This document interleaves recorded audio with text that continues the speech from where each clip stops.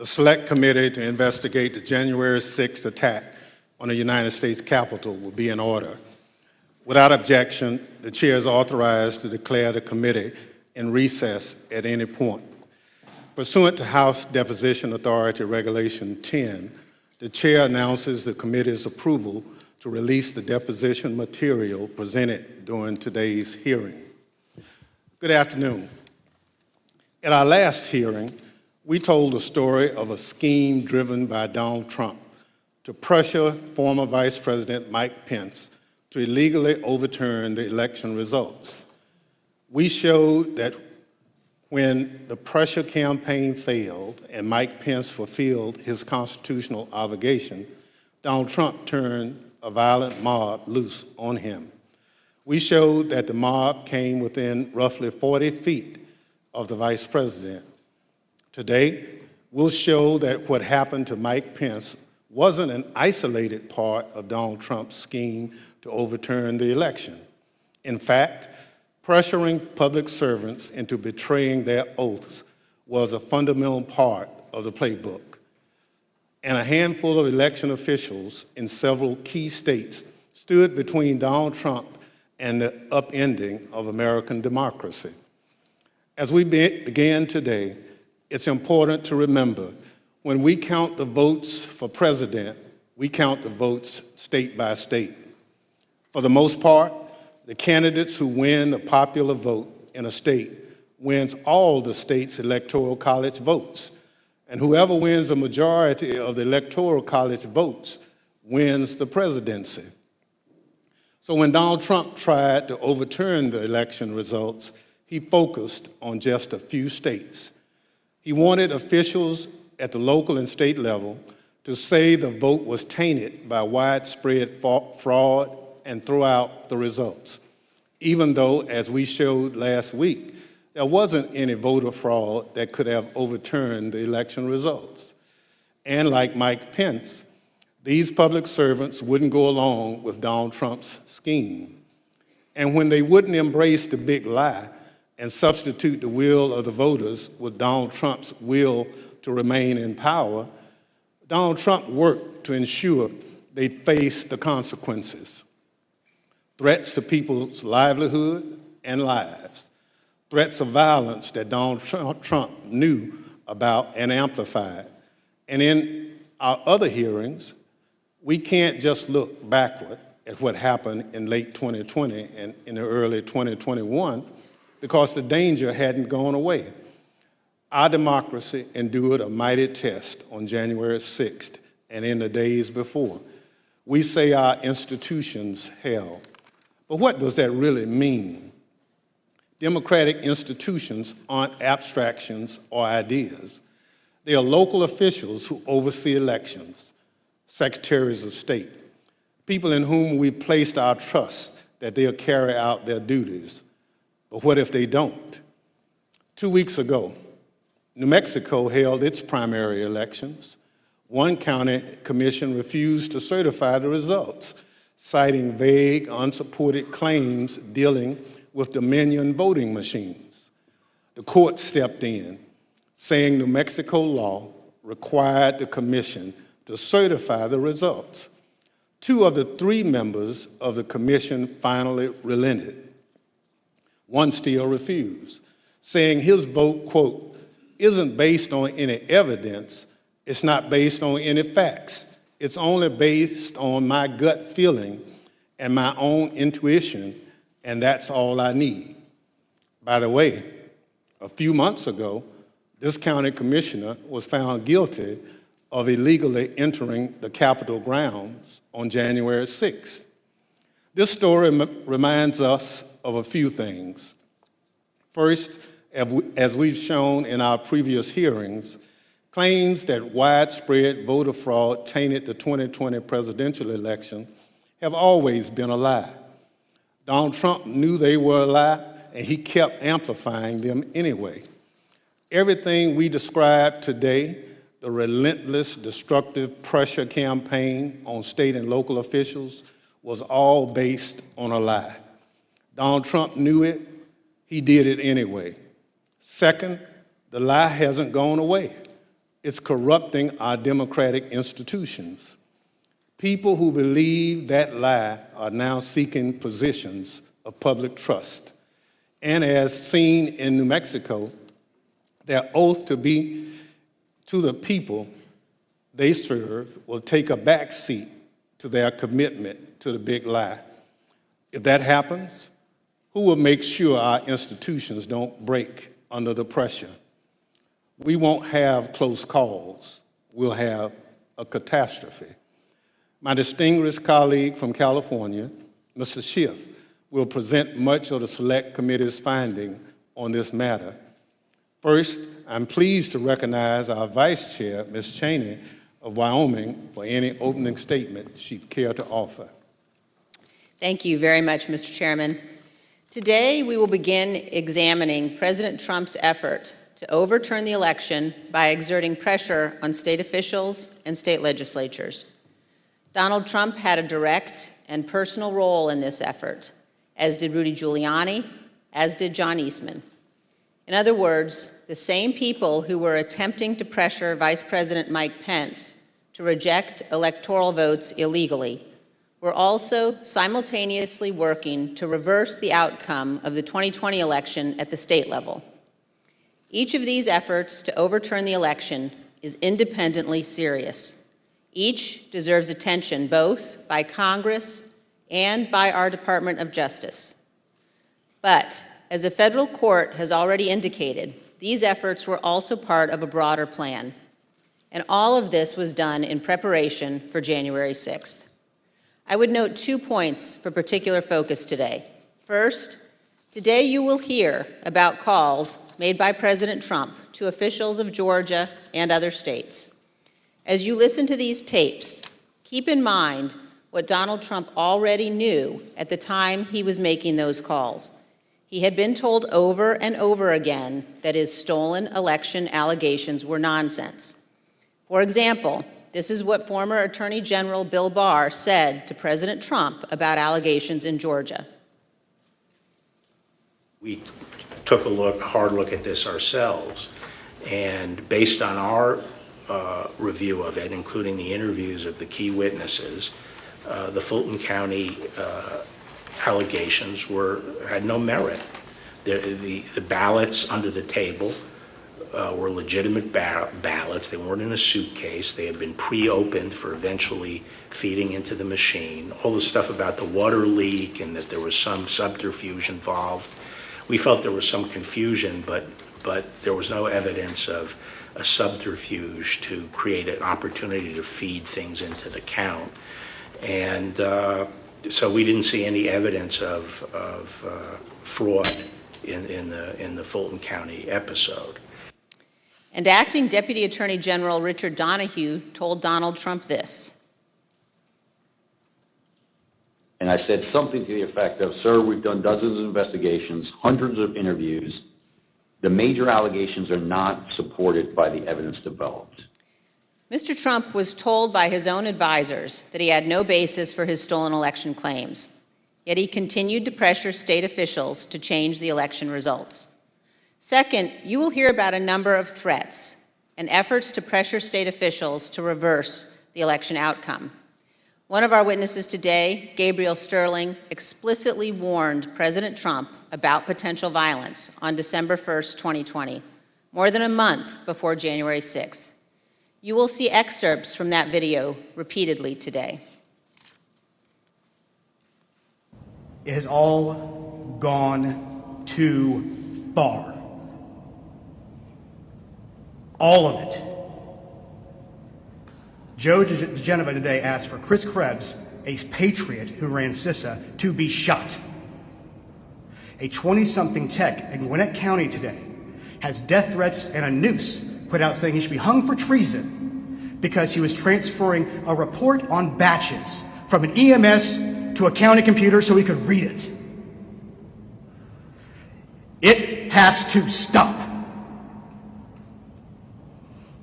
Mr. President, you have not condemned these actions or this language.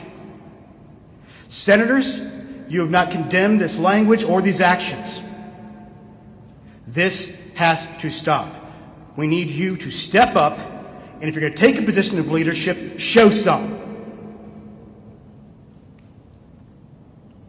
My boss, Secretary Ratzensberger, his address is out there. They have people doing caravans in front of their house. They've had people come onto their property.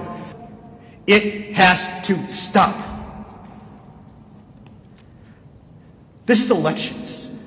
This is the backbone of democracy, and all of you who have not said a damn word are complicit in this. The point is this: Donald Trump did not care about the threats of violence. He did not condemn them. He made no effort to stop them. He went forward with his fake allegations anyway. One more point.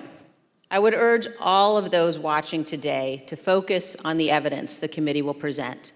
Don't be distracted by politics. This is serious. We cannot let America become a nation of conspiracy theories and thug violence. Finally, I want to thank our witnesses today for all of your service to our country. Today, all of America will hear about the selfless actions of these men and women who acted honorably to uphold the law, protect our freedom, and preserve our Constitution. Today, Mr. Chairman, we will all see an example of what truly makes America great. Thank you, Mr. Chairman. I yield back. Without objection, the chair recognizes the gentleman from California, Mr. Schiff, for an opening statement. Thank you, Mr. Chairman and Madam Vice Chair. On November 3rd, 2020, Donald Trump ran for re-election to the office of the presidency, and he lost. His opponent, Joe Biden, finished ahead in the key battleground states of Arizona, Michigan, Wisconsin, Pennsylvania, Georgia, and elsewhere.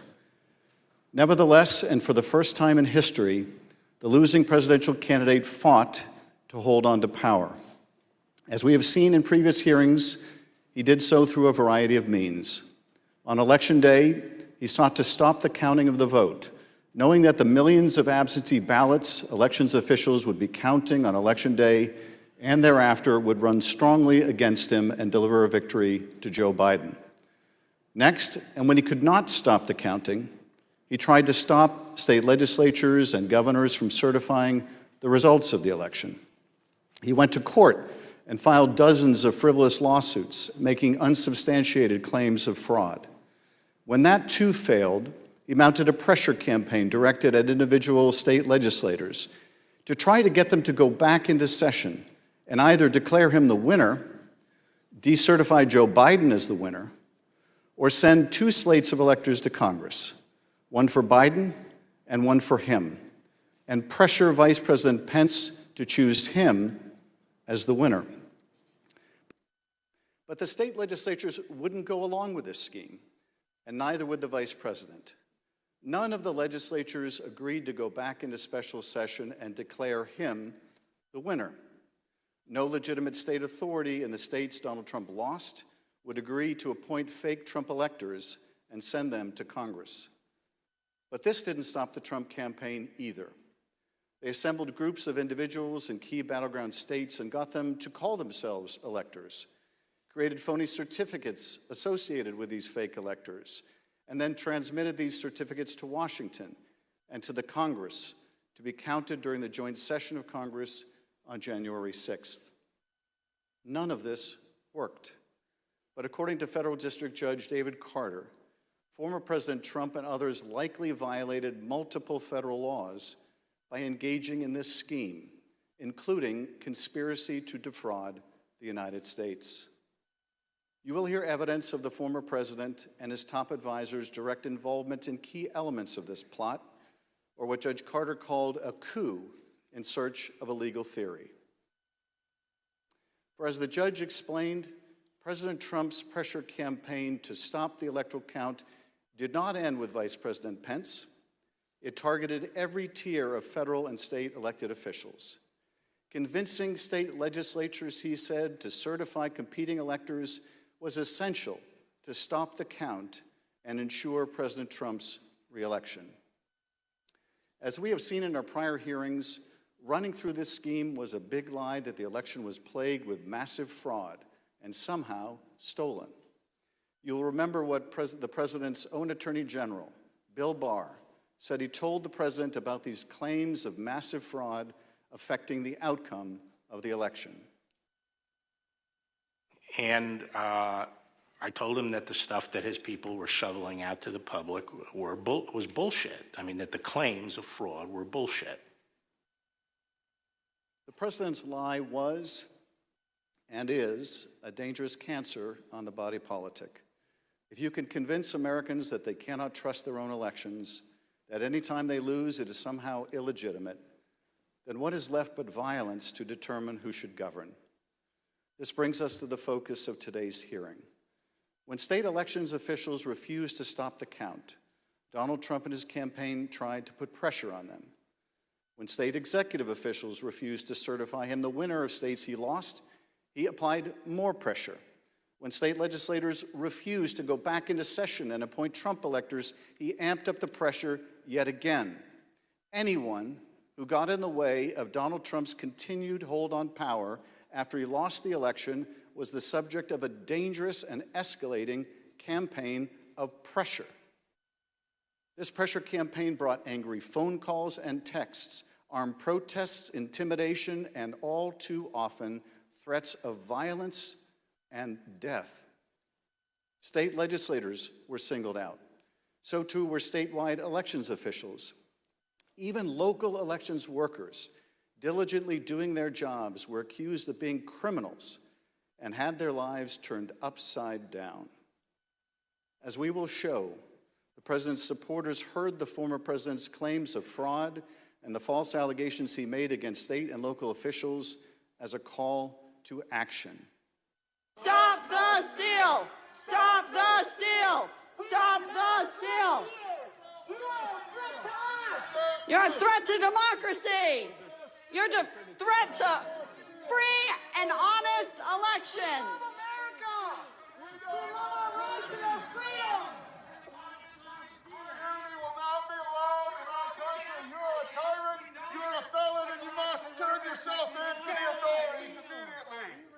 And then about 45 minutes later, we started to hear the noises outside my home, and my stomach sunk, and I thought, it's me. And then it's just, we don't know what's going to, the uncertainty of that was what was the fear. Like, are they coming with guns? Are they going to attack my house? I'm in here with my kid, I'm trying to put him to bed. And so it was, that was the scariest moment, just not knowing what was going to happen. This pressure campaign against state and local officials spanned numerous contested states, as you will see in this video produced by the Select Committee. My name is Josh Roselman. I'm an investigative counsel for the House Select Committee to investigate the January 6th attack on the United States Capitol. Beginning in late November 2020, the president and his lawyers started appearing before state legislators, urging them to give their electoral votes to Trump, even though he lost the popular vote. I represent President Trump along with Jenna Ellis, and this is our fourth or fifth hearing. This election has to be turned around because we won Pennsylvania by a lot, and we won all of these swing states by a lot. This was a strategy with both practical and legal elements. The Select Committee has obtained an email from just 2 days after the election in which a Trump campaign lawyer named Cleta Mitchell asked another Trump lawyer, John Eastman, to write a memo justifying the idea. When do you remember this coming up as an option in the post-election period for the first time? Right after the election. It might have been before the election. Eastman prepared a memo attempting to justify this strategy, which was circulated to the Trump White House, Rudy Giuliani's legal team, and state legislators around the country. And he appeared before the Georgia State Legislature to advocate for it publicly. You could also do what the Florida legislature was prepared to do, which is to adopt a slate of electors yourselves. And when you add in the mix of the significant statistical anomalies and sworn affidavits and video evidence of outright election fraud, I don't think it's just your authority to do that, but quite frankly, I think you have a duty to do that, to protect the integrity of the election here in Georgia. But Republican officials in several states released public statements recognizing that President Trump's proposal was unlawful. For instance, Georgia Governor Brian Kemp called the proposal unconstitutional, while Arizona House Speaker Rusty Bowers wrote that the idea would undermine the rule of law. The pressure campaign to get state legislators to go along with the scheme intensified when President Trump invited delegations from Michigan and Pennsylvania to the White House. Either you or Speaker Chatfield, did you make the point to the president that you were not going to do anything that violated Michigan law? I believe we did. Whether or not it was those exact words or not, but I think that the words that I would have more likely used is we were going to follow the law. Nevertheless, the pressure continued. The next day, President Trump tweeted, quote, "Hopefully the courts and/or legislatures will have the courage to do what has to be done to maintain the integrity of our elections and the United States of America itself. The world is watching." He posted multiple messages on Facebook listing the contact information for state officials and urging his supporters to contact them to, quote, "demand a vote on decertification." In one of those posts, President Trump disclosed Mike Shirkey's personal phone number to his millions of followers. All I remember is receiving over just shy of 4,000 text messages over a short period of time, calling to take action. It was a loud noise, loud, consistent cadence of, we hear that the Trump folks are calling and asking for changes in the electors, and you guys can do this. Well, they were believing things that were untrue. These efforts also involved targeted outreach to state legislators. Hi, Representative. My name is Angela McCallum. I'm calling from Trump campaign headquarters in Washington, D.C. You do have the power to reclaim your authority and send a slate of electors that will support President Trump and Vice President Pence. From President Trump's lawyers and from Trump himself. And I've become friendly with legislators that I didn't know 4 weeks ago. Another legislator, Pennsylvania House Speaker Brian Cutler, received daily voicemails from Trump's lawyers in the last week of November. Mr. Speaker, this is Rudy Giuliani and Jenna Ellis. We're calling you together because we'd like to discuss, obviously, the election. Hello, Mr. Speaker. This is Jenna Ellis, and I'm here with Mayor Giuliani. Hey, Brian, it's Rudy. I really have something important to call to your attention that I think really changes things. Cutler felt that the outreach was inappropriate and asked his lawyers to tell Rudy Giuliani to stop calling, but Giuliani continued to reach out. I understand that you don't want to talk to me now. I just want to bring some facts to your attention and talk to you as a fellow Republican. On December 30th, Trump ally Steve Bannon announced a protest at Cutler's home. We're getting on the road and we're going down to Cutler. We're going to start going to offices, and if we have to, we're going to go to homes, and we're going to let them know what we think about them. There were multiple protests. I actually don't remember the exact number.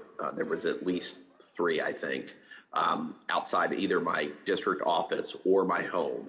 And you're correct, my son, my then 15-year-old son, was home by himself for the first one. All of my personal information was doxed online. It was my personal email, my personal cell phone, my home phone number. In fact, we had to disconnect our home phone for about 3 days because it would ring all hours of the night and would fill up with messages. Brian Cutler, we're outside. Clerks facing felony charges in Michigan. Poll watchers denied access in Pennsylvania. These ads were another element in the effort. The Trump campaign spent millions of dollars running ads online and on television. The evidence is overwhelming. Call your governor and legislators. Demand they inspect the machines and hear the evidence. Public pressure on state officials often grew dangerous in the lead up to January 6th. Let us in! Let us in! Let us in! Let us in! Special session! Special session! Special session! We'll light the whole shit on fire. What are we going to do? What can you and I do to a state legislator besides kill him? Although we should not do that. I'm not advising that, but I mean, what else can he do, right? The punishment for treason is death. The state pressure campaign and the danger it posed to state officials and to state capitals around the nation was a dangerous precursor to the violence we saw on January 6th at the U.S. Capitol. Today you will hear from Rusty Bowers, the Republican Speaker of the Arizona House of Representatives. He will tell us about his conversations with the President, with Rudy Giuliani and John Eastman, and what the President's team asked of him, and how his oath of office would not permit it. You will then hear from Brad Ratzensberger, the Republican Secretary of State of Georgia, who Trump directed to, quote, find 11,780 votes that did not exist, but just the exact number of votes needed to overtake Joe Biden. You will also hear from Gabriel Sterling, the chief operating officer, his chief operating officer, about the spurious claims of fraud in the elections in Georgia, and who, responding to a cascading set of threats to his elections team, warned the president to stop, that someone was going to get killed. And you will hear from Andrea Shea, a former local elections worker in Fulton County, Georgia, about how all of the lies about the election impacted the lives of real people who administer our elections and still do.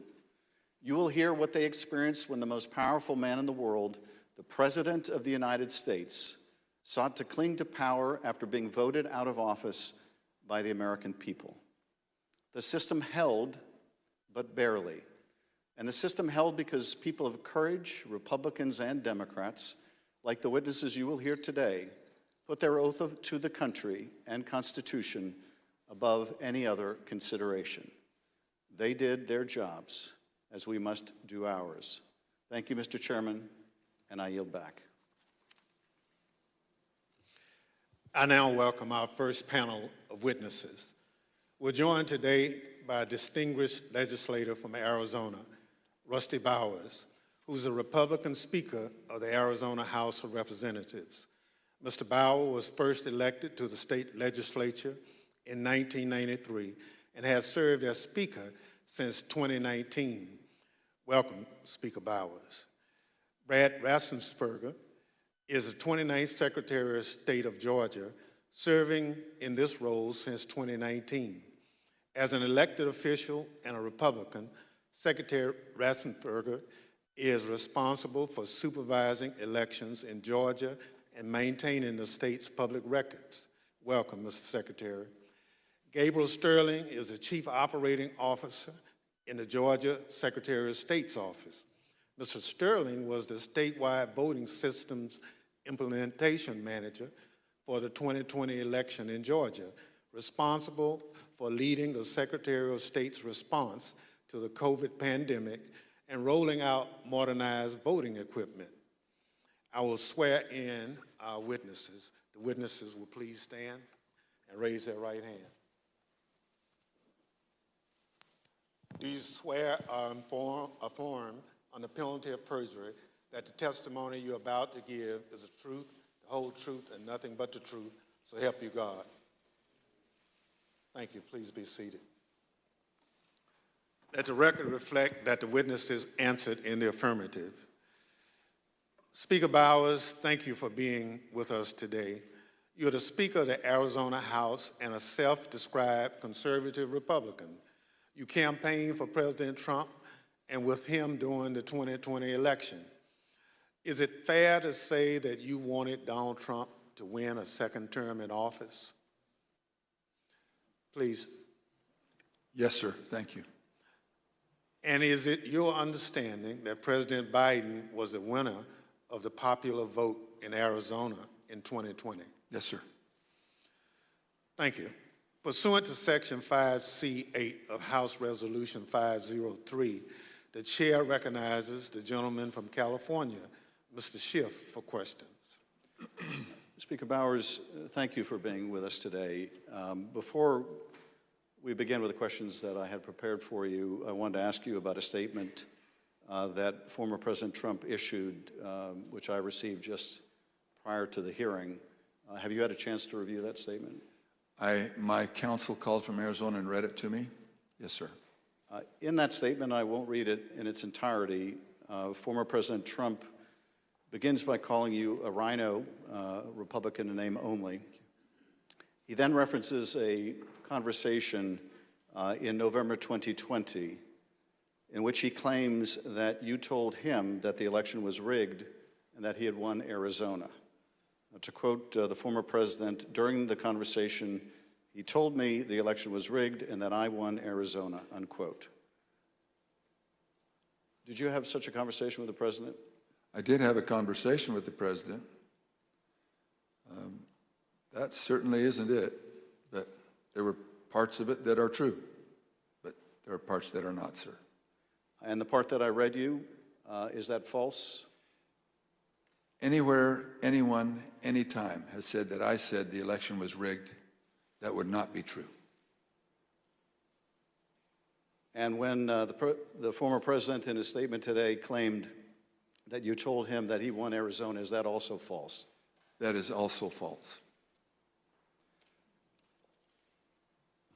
Mr. Bowers, I understand that after the election, and I don't know whether this is the conversation the former president is referring to, but after the election, you received a phone call from President Trump and Rudy Giuliani in which they discussed the result of the presidential election in Arizona.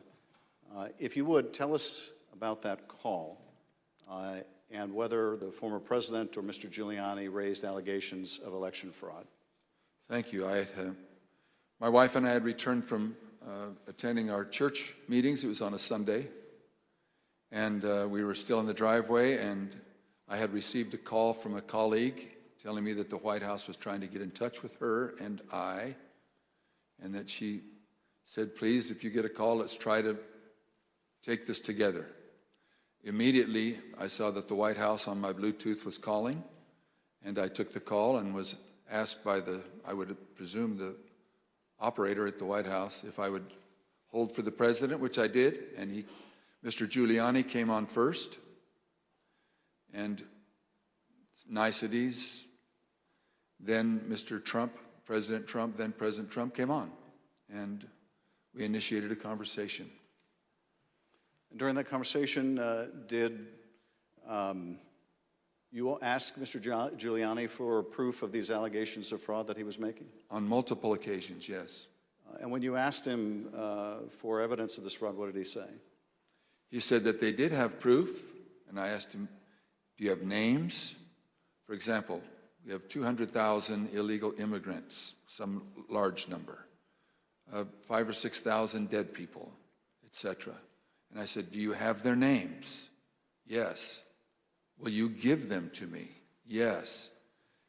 The president interrupted and said, give the man what he needs, Rudy. He said, I will. And that happened on at least 2 occasions, that interchange in the conversation. So Mr. Giuliani was claiming in the call that there were hundreds of thousands of undocumented people and thousands of dead people who had purportedly voted in the election? Yes. And you asked him for evidence of that? I did. And did you ever receive from him that evidence either during the call, after the call, or to this day? Never. What was the ask during this call? He was making these allegations of fraud, but he had something or a couple things that they wanted you to do. What were those?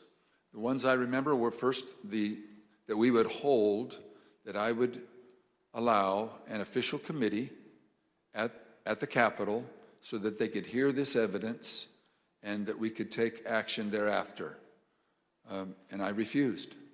I said, up to that time, the circus, I called it a circus, had been brewing with lots of demonstrations, both at the counting center, at the Capitol, and other places. And I didn't want to have that in the House. I did not feel that the evidence, granted in its absence, merited a hearing, and I didn't want to be used as a pawn if there was some other need that the committee hearing would fulfill. So that was the first ask, that we hold an official committee hearing. And what was his second ask? I said, to what end? To what end the hearing? He said, well, we have heard by an official high-up in the Republican legislature that there is a legal theory or a legal ability in Arizona that you can remove the electors of President Biden and replace them. And we would like to have the legitimate opportunity through the committee to come to that end and remove that. And I said, that's something that's totally new to me. I've never heard of any such thing. And he pressed that point, and I said, look, you are asking me to do something that is counter to my oath when I swore to the Constitution to uphold it, and I also swore to the Constitution and the laws of the state of Arizona, and this is totally foreign as an idea or a theory to me, and I would never do anything of such magnitude without deep consultation with qualified attorneys. And I said, I've got some good attorneys, and I'm going to give you their names. But you are asking me to do something against my oath, and I will not break my oath.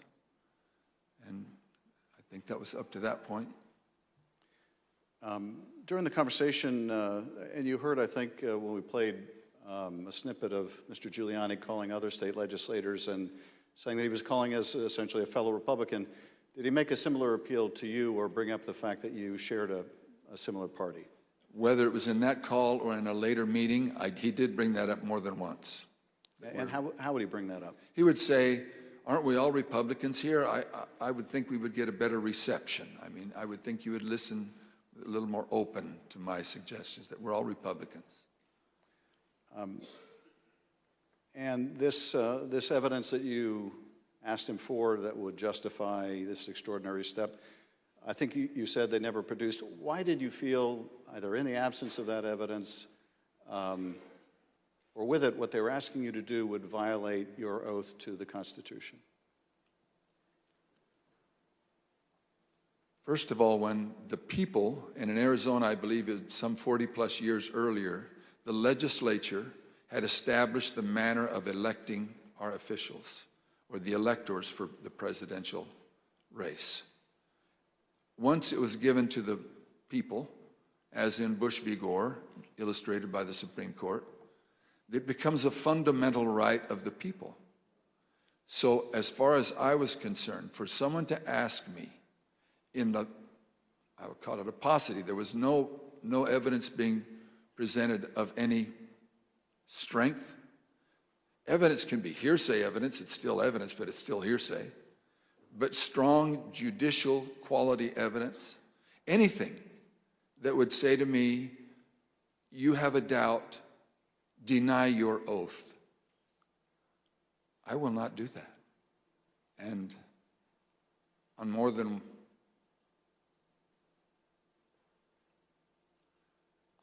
one occasion throughout all this, that has been brought up, and it is a tenet of my faith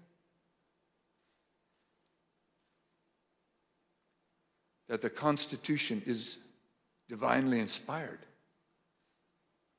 of my most basic foundational beliefs. And so for me to do that because somebody just asked me to is foreign to my very being. I will not do it. During that conversation, Speaker Bowers, did you ask him if what he was proposing had ever been done before? I did. And what did he say? He said, well, I'm not familiar with Arizona law or any other laws, but I don't think so. And that also was brought up in other conversations, both with him and with John Eastman and others.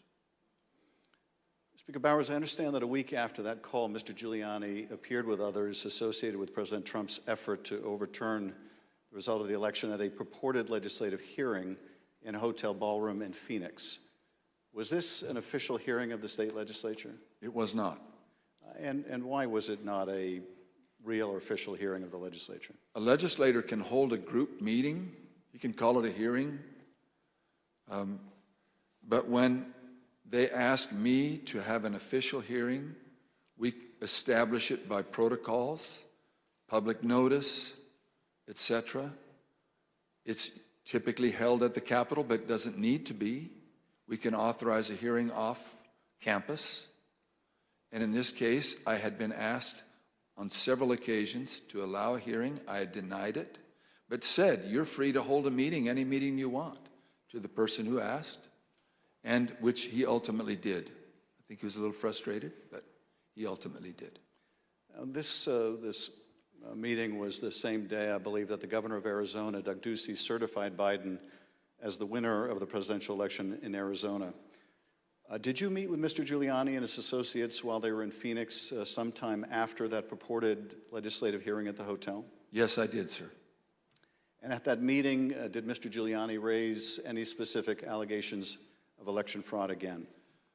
His initial comments were, again, the litany of groups of illegal individuals or people deceased, etc. And he had brought that up, and I wasn't alone in that meeting. There were others, and other members of the Senate aggressively questioned him. And then I proceeded to question him on the proof that he was going to bring me, etc. But he did bring those up, yes. And these other legislators were also Republican members of the Senate? They were, yes, sir. And did they also press him for proof of these allegations? They pressed him very strongly, two of them especially, very strongly. And at some point, did Mr. Giuliani ask one of the other attorneys on his team to help him out with the evidence? He did. He asked Jenna Ellis, who was sitting to his right. One thing was that it was more to the point of, was there sufficient evidence or action that we could justify the recalling of the electors? But at that part of the conversation, I know he referred to someone else.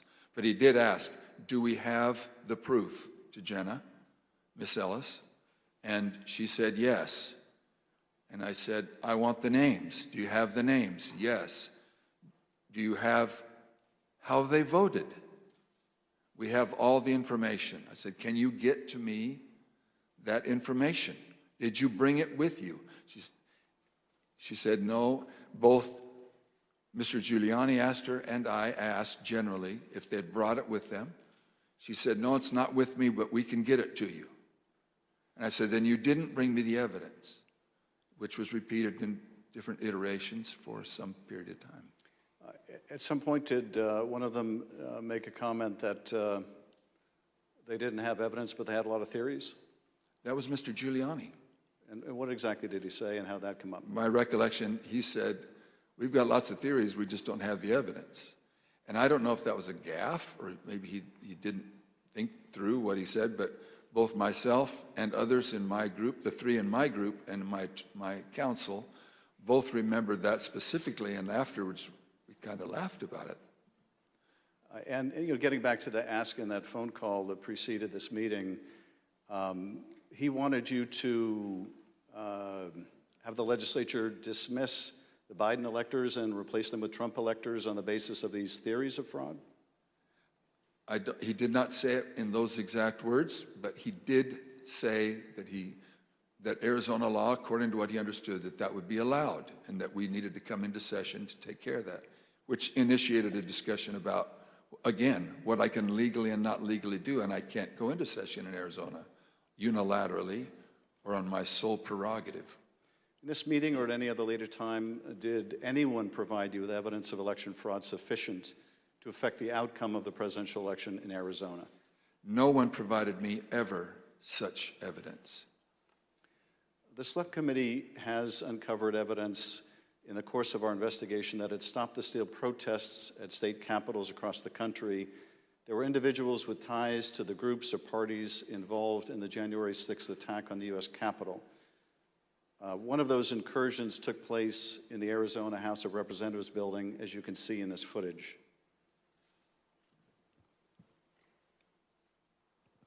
This is previously undisclosed video of protesters illegally entering and refusing to leave the building.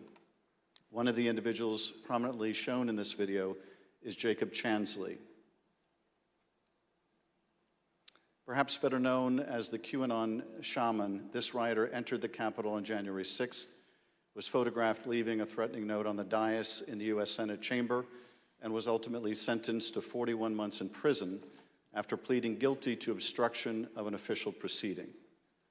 Other protesters who occupied the Arizona House of Representatives building included Proud Boys, while men armed with rifles stood just outside the entrance. I understand these protesters were calling for you by name, Speaker Bowers. Is that correct? That is correct. Speaker Bowers, did the president call you again in later in December? He did, sir. Did you tell the president in that second call that you supported him, that you voted for him, but that you were not going to do anything illegal for him? I did, sir. Nevertheless, his lawyer, John Eastman, called you some days later on June 4th, 2021, and he did have a very specific ask that would have required you to do just what you had already told the president you wouldn't do, something that would violate your oath. Is that correct? That's correct. It wasn't just me. I had my counsel and others on the call. And what did Dr. Eastman want you to do? That we would, in fact, take a vote to overthrow, or I shouldn't say overthrow, that we would decertify the electors, and that because we had plenary authority to do so. And he cited Article 2, Section 1, I think it's Clause 2, and said that in his opinion that gave us the authority if there was, I don't recall him saying sufficient evidence, but there was some call or some strong reason to do so or justification to do so that we could do that. And that he was asking that his suggestion was that we would do it. And I said, again, I took an oath. For me to take that, to do what you do, would be counter to my oath. I don't recall if it was in that conversation, clearly, that we talked more about the oath, but I said, what would you have me do? And he said, just do it and let the court sort it out. And I said, you're asking me to do something that's never been done in history, the history of the United States, and I'm going to put my state through that without sufficient proof, and that's going to be good enough with me? That I would put us through that, my state, that I swore to uphold both in Constitution and in law? No, sir. He said, well, that's my suggestion would be just do it and let the courts figure it all out. And he didn't use that exact phrase, but that was what his meaning was, and I declined, and I believe that was close to the end of our phone call. And again, this took place after you had recently spoken with President Trump and told him that you wouldn't do anything illegal for him. Is that right? It wasn't days after. Obviously, it was days after, but a few days had gone by. But you had told President Trump you would not do anything illegal for him. I did, both times. And you told Dr. Eastman that you did not believe there was legal support to justify what he was asking, but he still wanted you to do it and effectively let the courts work it out? I've been warned, don't say things you think, maybe he said, but I do remember him saying that the authority of the legislature was plenary and that you can do it. I said, then you should know that I can't even call the legislature into session without a 2/3 majority vote. We're only 30 plus 1. There's no way that could happen. But in your view, what he was asking you to do would have violated your oath to the Constitution, both the United States Constitution and the Constitution of the state of Arizona? Yes, sir. Did you also receive a call from U.S. Representative Andy Biggs of Arizona on the morning of January 6th? I did. And what did Mr. Biggs ask you to do? I believe that was the day that the vote was occurring to each state to have certification, or to declare the certification of the electors. And he asked if I would sign on both to a letter that had been sent from my state and or that I would support the decertification of the electors. And I said I would not. Mr. Speaker, on December 4th, 2020, shortly after your meeting with Rudy Giuliani and other allies of President Trump, you released a statement publicly addressing, quote, calls for the legislature to overturn the 2020 certified election results. The statement is very straightforward in explaining the, quote, breathtaking request, unquote, made by representatives of President Trump, quote, that the Arizona legislature overturn the certified results of last month's election and deliver the state's electoral college votes to President Trump, unquote. Why did you believe, as you wrote in this statement, that the rule of law forbid you from doing what President Trump and his allies wanted you to do? Representative, I'm sorry, I should be saying, Mr. Chairman, Representative Schiff, there's two sides to the answer. One is, what am I allowed to do, and what am I forbidden to do? We have no legal pathway, both in state law nor to my knowledge in federal law, for us to execute such a request. And I am not allowed to walk or act beyond my authority. If I'm not specifically authorized as a legislator, as a legislature, then I cannot act to the point of calling us into session. Some say that just a few legislators have plenary authority, and that has come as part of all of this discussion, I'll call it. But so to not have authority and be forbidden to act beyond my authority on both counts, I am not authorized to take such action, and that would deny my oath. In your statement, you included excerpts from President Ronald Reagan's inaugural address in 1981. The newly inaugurated president told the country, quote, the orderly transfer of authority as called for in the Constitution routinely takes place as it has for almost 2 centuries, and few of us stop to think how unique we really are. In the eyes of many in the world, this every 4-year ceremony we accept as normal is nothing less than a miracle. Tell us, if you would, Mr. Speaker, why did you include President Reagan's words in your public statement? Mr. Chairman, Representative Schiff, because I have a lot of admiration for Ronald Reagan. I've had the opportunity of going through his home with one other person and walking through, and I have a lot of admiration for him. When he pointed out, which is, I have lived in other country for a period of time and have visited a few countries, and during election times, the fact that we allow an election, support an election, and stand behind the election, even in the past when there have been serious questions about the election, and then move on without disturbance and with acceptance that we choose to follow the outcome of the will of the people. That will, it means a lot to me, and I know it meant a lot to him, and so we included that.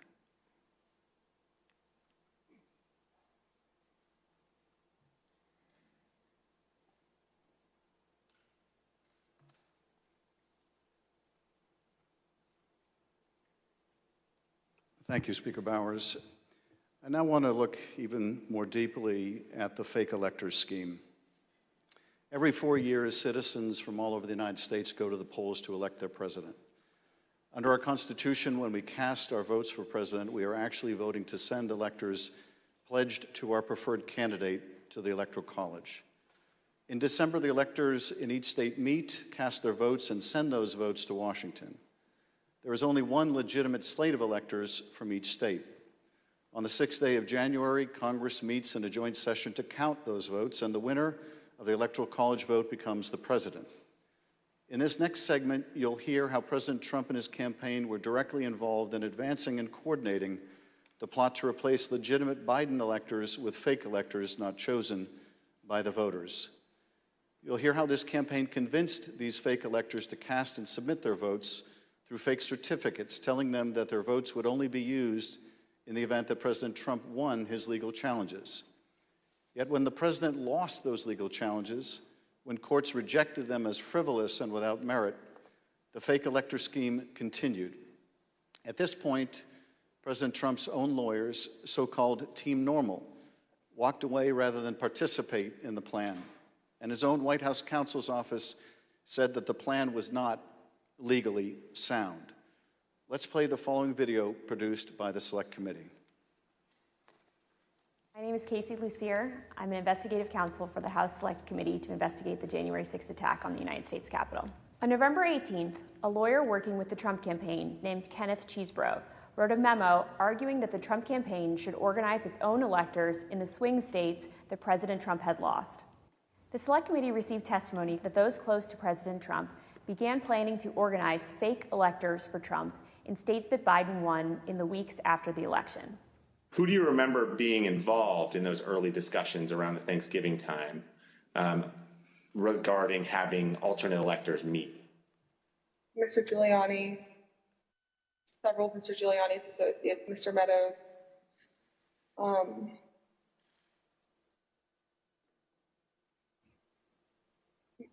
members of Congress, although it's difficult to distinguish if the members that I'm thinking of were involved during Thanksgiving or if they were involved as we progressed through December.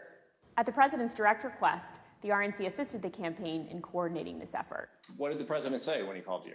Essentially, he turned the call over to Mr. Eastman, who then proceeded to talk about the importance of the RNC helping the campaign gather these contingent electors in case any of the legal challenges that were ongoing changed the result of any of the states.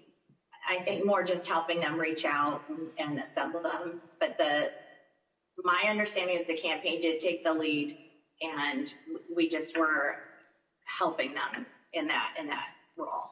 As President Trump and his supporters continued to lose lawsuits, some campaign lawyers became convinced that convening electors in states that Trump lost was no longer appropriate.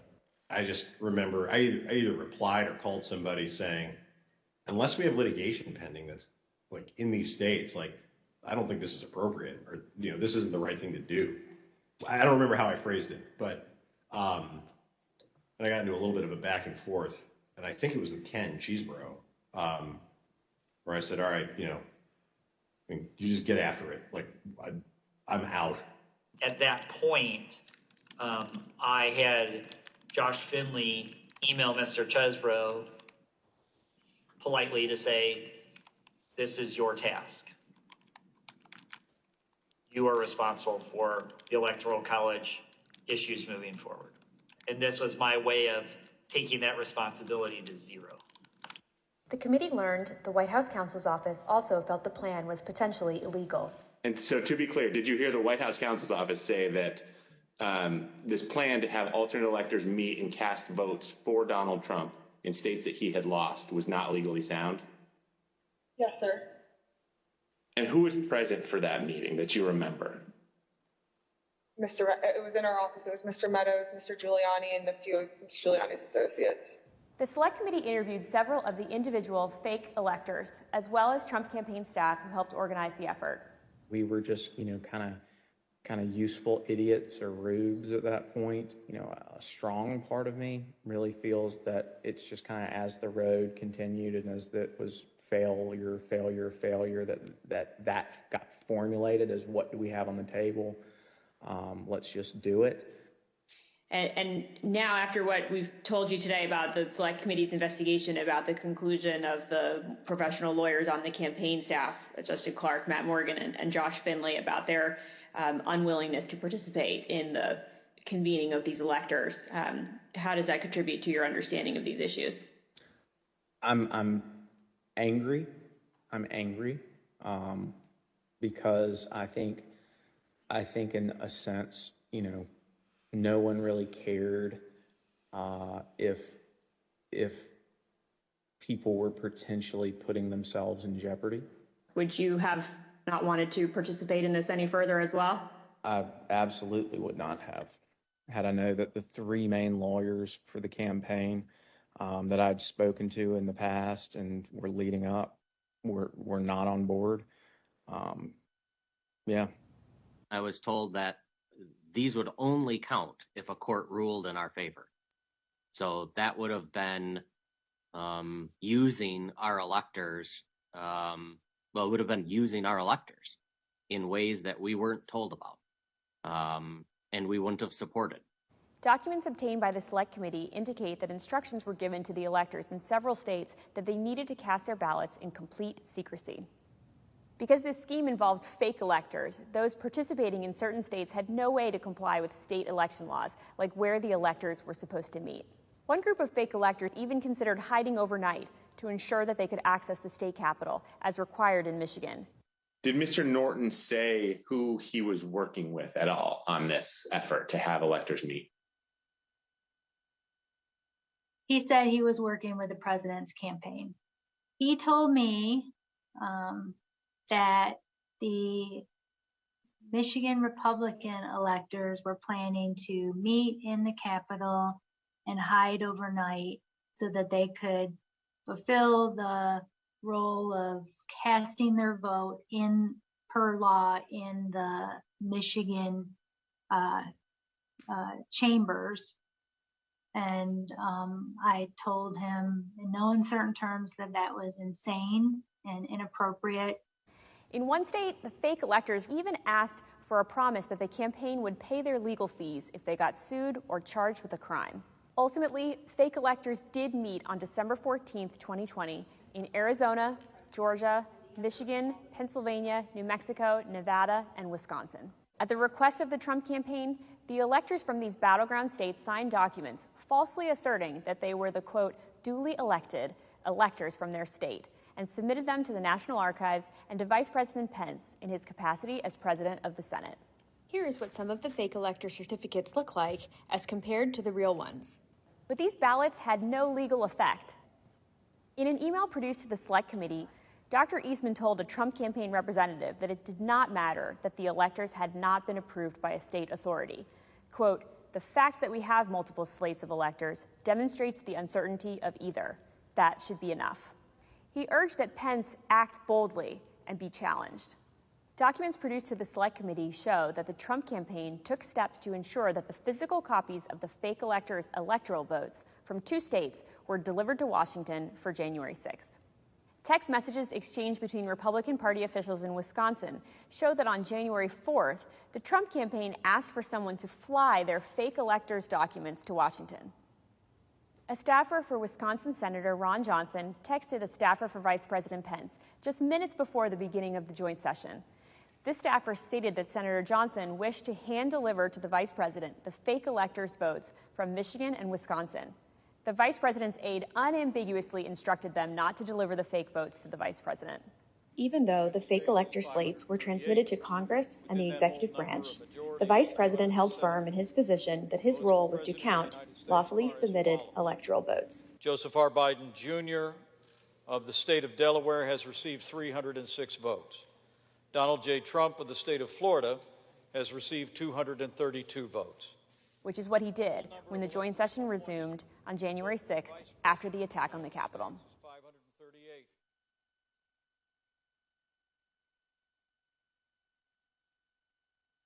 What we just heard in that video was an aide to the White House Chief of Staff telling this committee that the White House counsel's office felt that this fake electors plan was not legally sound. Nevertheless, the Trump campaign went forward with the scheme anyway. Speaker Bowers, were you aware that fake electors had met in Phoenix on December 14th and purported to cast electoral votes for President Trump? I was not. When you learned that these electors had met and sent their electoral votes to Washington, what did you think? Well, I thought of the book, The Gang That Couldn't Shoot Straight. And I just thought, this is a tragic parody. Mr. Bowers, I understand that as you flew from Phoenix to Washington yesterday, you reflected upon some passages from a personal journal that you were keeping in December 2020 while all of this was taking place. With your permission, I'm wondering if you would be willing to share one passage in particular with us. Thank you very much, It is painful to have friends who have been such a help to me turn on me with such rancor. I may, in the eyes of men, not hold correct opinions or act according to their vision or convictions, but I do not take this current situation in a light manner, a fearful manner, or a vengeful manner. I do not want to be a winner by cheating. I will not play with laws I swore allegiance to with any contrived desire towards deflection of my deep foundational desire to follow God's will as I believe He led my conscience to embrace. How else will I ever approach Him in the wilderness of life, knowing that I ask this guidance only to show myself a coward in defending the course He let me take. He led me to take. Thank you, Mr. Speaker. Those are powerful words. I understand that taking the courageous positions that you did following the 2020 election in defense of the rule of law and protecting the voters of Arizona resulted in you and your family being subjected to protests and terrible threats. Can you tell us how this impacted you and your family? Well, as others in the videos have mentioned, we received, my secretaries would say, in excess of 20,000 emails and tens of thousands of voicemails and texts, which saturated our offices and we were unable to work, or at least communicate. But at home, up till even recently, it is the new pattern or a pattern in our lives to worry what will happen on Saturdays, because we have various groups come by and they have had video panel trucks with videos of me proclaiming me to be a pedophile and a pervert and a corrupt and politician, and blaring loudspeakers in my neighborhood and leaving literature both on my property, but arguing and threatening with neighbors and with myself. I don't know if I should name groups, but there was one gentleman that had the 3 bars on his chest, and he had a pistol and was threatening my neighbor, not with the pistol, but just vocally. When I saw the gun, I knew I had to get close. And at the same time, on some of these, we had a daughter who was gravely ill, who was upset by what was happening outside. And my wife, that was a valiant person, very, very strong, quiet, very strong woman.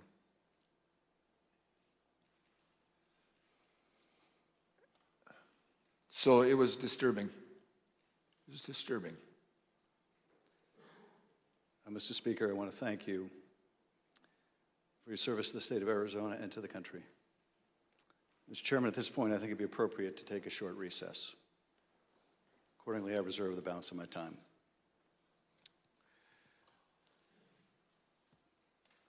The chair requests that those in the hearing room remain seated until the Capitol Police have escorted members and witnesses from the room. We'll have 5 minutes, 5-minute recess.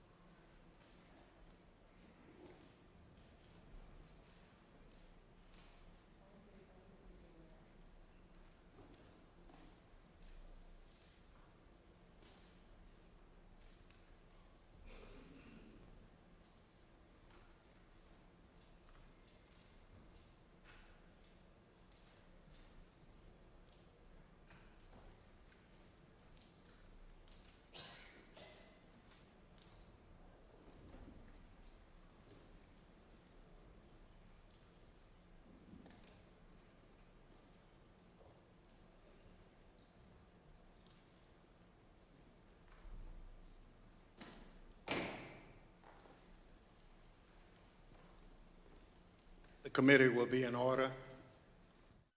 President Trump's pressure campaign against state officials existed in all the key battleground states that he lost. But the former president had a particular obsession with Georgia. Here is the president on the afternoon of January 6th, after his own attorney general warned him that the claims you are about to hear are patently false. They should find those votes. They should absolutely find that. Just over 11,000 votes, that's all we need. They defrauded us out of a win in Georgia, and we're not going to forget it. So the state of Georgia is where we will turn our attention to next. I want to emphasize that our investigation into these issues is still ongoing. As I stated in our last hearing, if you have relevant information or documentary evidence to share with the Select Committee, we welcome your cooperation. But we will share some of our findings with you today. Secretary Ratzensberger, thank you for being here today. You've been a public servant in Georgia since 2015, serving first as a member of the Georgia House of Representatives, and then since January 2019 as Georgia's Secretary of State. As a self-described conservative Republican, is it fair to say that you wanted President Trump to win the 2020 election? Yes, it is. Mr. Secretary, many witnesses have told the Select Committee that Election Day, November 3rd, 2020, was a largely uneventful day in their home states. In spite of the challenges of conducting an election during a pandemic, you wrote in the Washington Post that the election was, quote, successful. Tell us, what was your impression of how Election Day had proceeded in Georgia? On Election Day in November, our election went remarkably smooth. In fact, we meet at the GEMA headquarters. That's the Georgia Energy Emergency Management Association meeting location, but we were following wait times in line. In the afternoon, our average wait time was 3 minutes statewide that we were recording for various precincts, and it actually got down to 2 minutes. And at the end of the day, we felt that we had a successful election from the standpoint of the administration and the operation of the election. Thank you. The chair recognizes the gentleman from California, Mr. Schiff. Thank you, Mr. Chairman. Secretary Ratzensberger, did Joe Biden win the 2020 presidential election in Georgia, and by what margin? President Biden carried the state of Georgia by approximately 12,000 votes. And Mr. Secretary, as I understand it, your office took several steps to ensure the accuracy of the vote count in Georgia, reviewing the vote count in at least 3 different ways.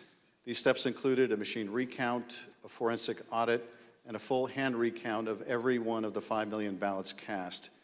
Did these efforts, including a recount of literally every ballot cast in the state of Georgia, confirm the result? Yes, they did. We counted the ballots where the first tabulation would be scanned. Then when we did our 100% hand audit of the all 5 million ballots in the state of Georgia, all cast in place, all absentee ballots, they were all hand recounted, and they came remarkably close to the first count. And then upon the election being certified, President Trump, because he was within 0.5%, could ask for a recount. And then we recounted them again through the scanners, and we got remarkably the same count. 3 counts, all remarkably close, which showed that President Trump did come up short. Nevertheless, as you will see, the president and his allies began making numerous false allegations of voter fraud, false allegations that you and Mr. Sterling, among others, had to address. Mr. Sterling, thank you also for being here today. Following the 2020 election, in addition to your normal duties, I understand that you became a spokesperson to try to combat disinformation about the election and the danger it was creating for elections officials, among others. In a December 1 press conference, you addressed some of your remarks directly to President Trump. Let's take a look at what you said that day. Mr. President, it looks like you likely lost the state of Georgia. We're investigating. There's always a possibility. I get it. And you have the rights to go through the courts. What you don't have the ability to do, and you need to step up and say this, is stop inspiring people to commit potential acts of violence. Someone's going to get hurt, someone's going to get shot, someone's going to get killed. And it's not right. It's not right. Mr. Sterling, what prompted you to make these remarks? Mr. Schiff, we had a previously scheduled press conference that day, as we were in the habit of doing, trying to be as transparent as we could about the election and the counts going on. A little after lunch that day, lunchtime, I received a call from the project manager from Dominion Voting Systems, who was audibly shaken. She's not the kind of person I would assume would be that way. She has a master's from MIT, a graduate of the Naval Academy, and is very much on the ball and pretty unflappable. And she informed me about a young contractor they had who had been receiving threats from a video had been posted by some QAnon supporters. And at that point, we had been steeping in this kind of stuff. So it was around us all the time. So I didn't take note of it more than adding to the pile of other stuff we were having to deal with. And I did pull up Twitter, and I scrolled through it, and I saw the young man's name. It was a particular tweet that, for lack of a better word, was a straw that broke the camel's back. Had the young man's name. It was a very unique name. I believe it was a first-generation American. And it said, had his name, "You committed treason. May God have mercy on your soul," with a slowly twisting gif of a noose. And for lack of a better word, I lost it. I just got irate. My boss was with me at the time, the Deputy Secretary, Jordan Fuchs, and she could tell that I was angry. I tend to turn red from here up when that happens, and that happened at that time. And she called Secretary Ratzensberger to say, "We're seeing these kind of threats, and Gabe thinks we need to say something about it." And the Secretary said yes, and that's what prompted me to do what I did. I lost my temper, but it seemed necessary at the time because it was just getting worse. And I could not tell you why that particular one was the one that put me over the edge, but it did. Now, after you made this plea to the president, did Donald Trump urge his supporters to avoid the use of violence? Not to my knowledge. Now, as we know, the president was aware of your speech because he tweeted about it later that day. Let's take a look at what the president said.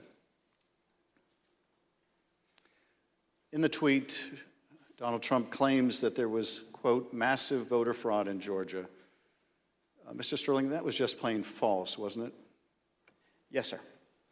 Nevertheless, the very next day, on December 2nd, President Trump released a lengthy video again making false claims of election fraud in Georgia. Let's take a look at what he said this time. They found thousands and thousands of votes that were out of whack, all against me.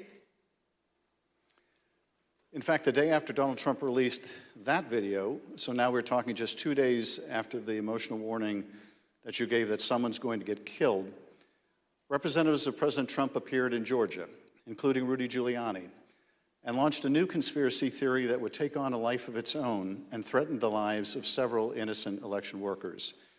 This story falsely alleges that sometime during election night, election workers at the State Farm Arena in Atlanta, Georgia, kicked out poll observers. After the observers left, the story goes, these workers pulled so-called suitcases of ballots from under a table and ran those ballots through counting machines multiple times. Completely without evidence, President Trump and his allies claimed that these suitcases contained as many as 18,000 ballots, all for Joe Biden. None of this was true. But Rudy Giuliani appeared before the Georgia State Senate and played a surveillance video from State Farm Arena, falsely claiming that it showed this conspiracy taking place. Here's a sample of what Mr. Giuliani had to say during that hearing. And when you look at what you saw on the video, which to me was a smoking gun, powerful smoking gun, well, I don't have to be a genius to figure out what happened. And I don't have to be a genius to figure out that those votes are not legitimate votes. You don't put legitimate votes under a table. No. Wait until you throw the opposition out, and in the middle of the night, count them. We would have to be fools to think that. President Trump's campaign amplified Giuliani's false testimony in a tweet, pushing out the video footage. Giuliani likewise pushed out his testimony on social media, As you can see in this tweet, Mr. Giuliani wrote that it was, quote, now beyond doubt, unquote, that Fulton County Democrats had stolen the election. Later in this hearing, we'll hear directly from one of the election workers in this video about the effect these lies had on her and on her family. Mr. Sterling, did the investigators in your office review the entire surveillance tape from the State Farm Arena on election night? They actually reviewed approximately 48 hours going over the time period where action was taking place at the counting center at State Farm Arena. And what did the tape actually show? Depending on which time you want to start, because as was mentioned, this conspiracy theory took on a life of its own, where they conflated a water main break that wasn't a water main break and throwing observers out and a series of other things. What it actually showed was Fulton County election workers engaging in normal ballot processing. One of the things that was very frustrating was the so-called suitcases of ballots from under the table. If you watch the entirety of the video, you saw that these were election workers who were under the impression they were going to get to go home around 10:30. People are putting on their coats. They're putting ballots that are prepared to be scanned into ballot carriers that are then sealed with tamper-proof seals so that they're not messed with. It's an interesting thing because you watch there's 4 screens of the video, and as you're watching it, you can see the election monitors in the corner with the press as they're taking these ballot carriers and putting them under the table. You see it there. One of the other hidden ones, if you looked at the actual tape, was on the outside of the table, just from the camera angle. You couldn't see it originally. And this goes under the no good deed goes unpunished. We were told we were at GEMA, as the secretary pointed out, and we were told that it looked like they were shutting down the Fulton County counting. The secretary expressed some displeasure at that because we wanted to everybody keep counting so we could get to the results and know what was happening. So our elections director called their elections director, who was at another location because this was election day. There was 2 different places where ballot things were being done by the Fulton County office. So he called the elections director of Fulton, then called Ralph Jones, who was at the State Farm Arena, and said, "What the heck are you doing? Go ahead and stay." And as you watch the video itself, you see him take the phone call as people are putting things away and getting ready to leave. And you can tell for about 15, 20 seconds, he does not want to tell these people they have to stay. He walks over, he thinks about it for a second, you see him come back to the corner of a desk and kind of slumps his shoulders and says, "Okay, y'all, we got to keep on counting." And then you see him take their coats off, get the ballots out. And then a secondary thing that you'll see on there is you'll have people who are counting ballots who a batch will go through, they will take them off and run that through again. What happens there is a standard operating procedure. If there is a misscan, if there's a misalignment, if it doesn't read right, these are high-speed, high-capacity scanners. So 3 or 4 will go through after a misscan. You have to delete that batch and put it back through again. And by going through the hand tally, as the secretary pointed out, we showed that if there had been multiple ballots scanned without a corresponding physical ballot, your counts would have been a lot higher than the ballots themselves. And by doing the hand tally, we saw 2 specific numbers that were met.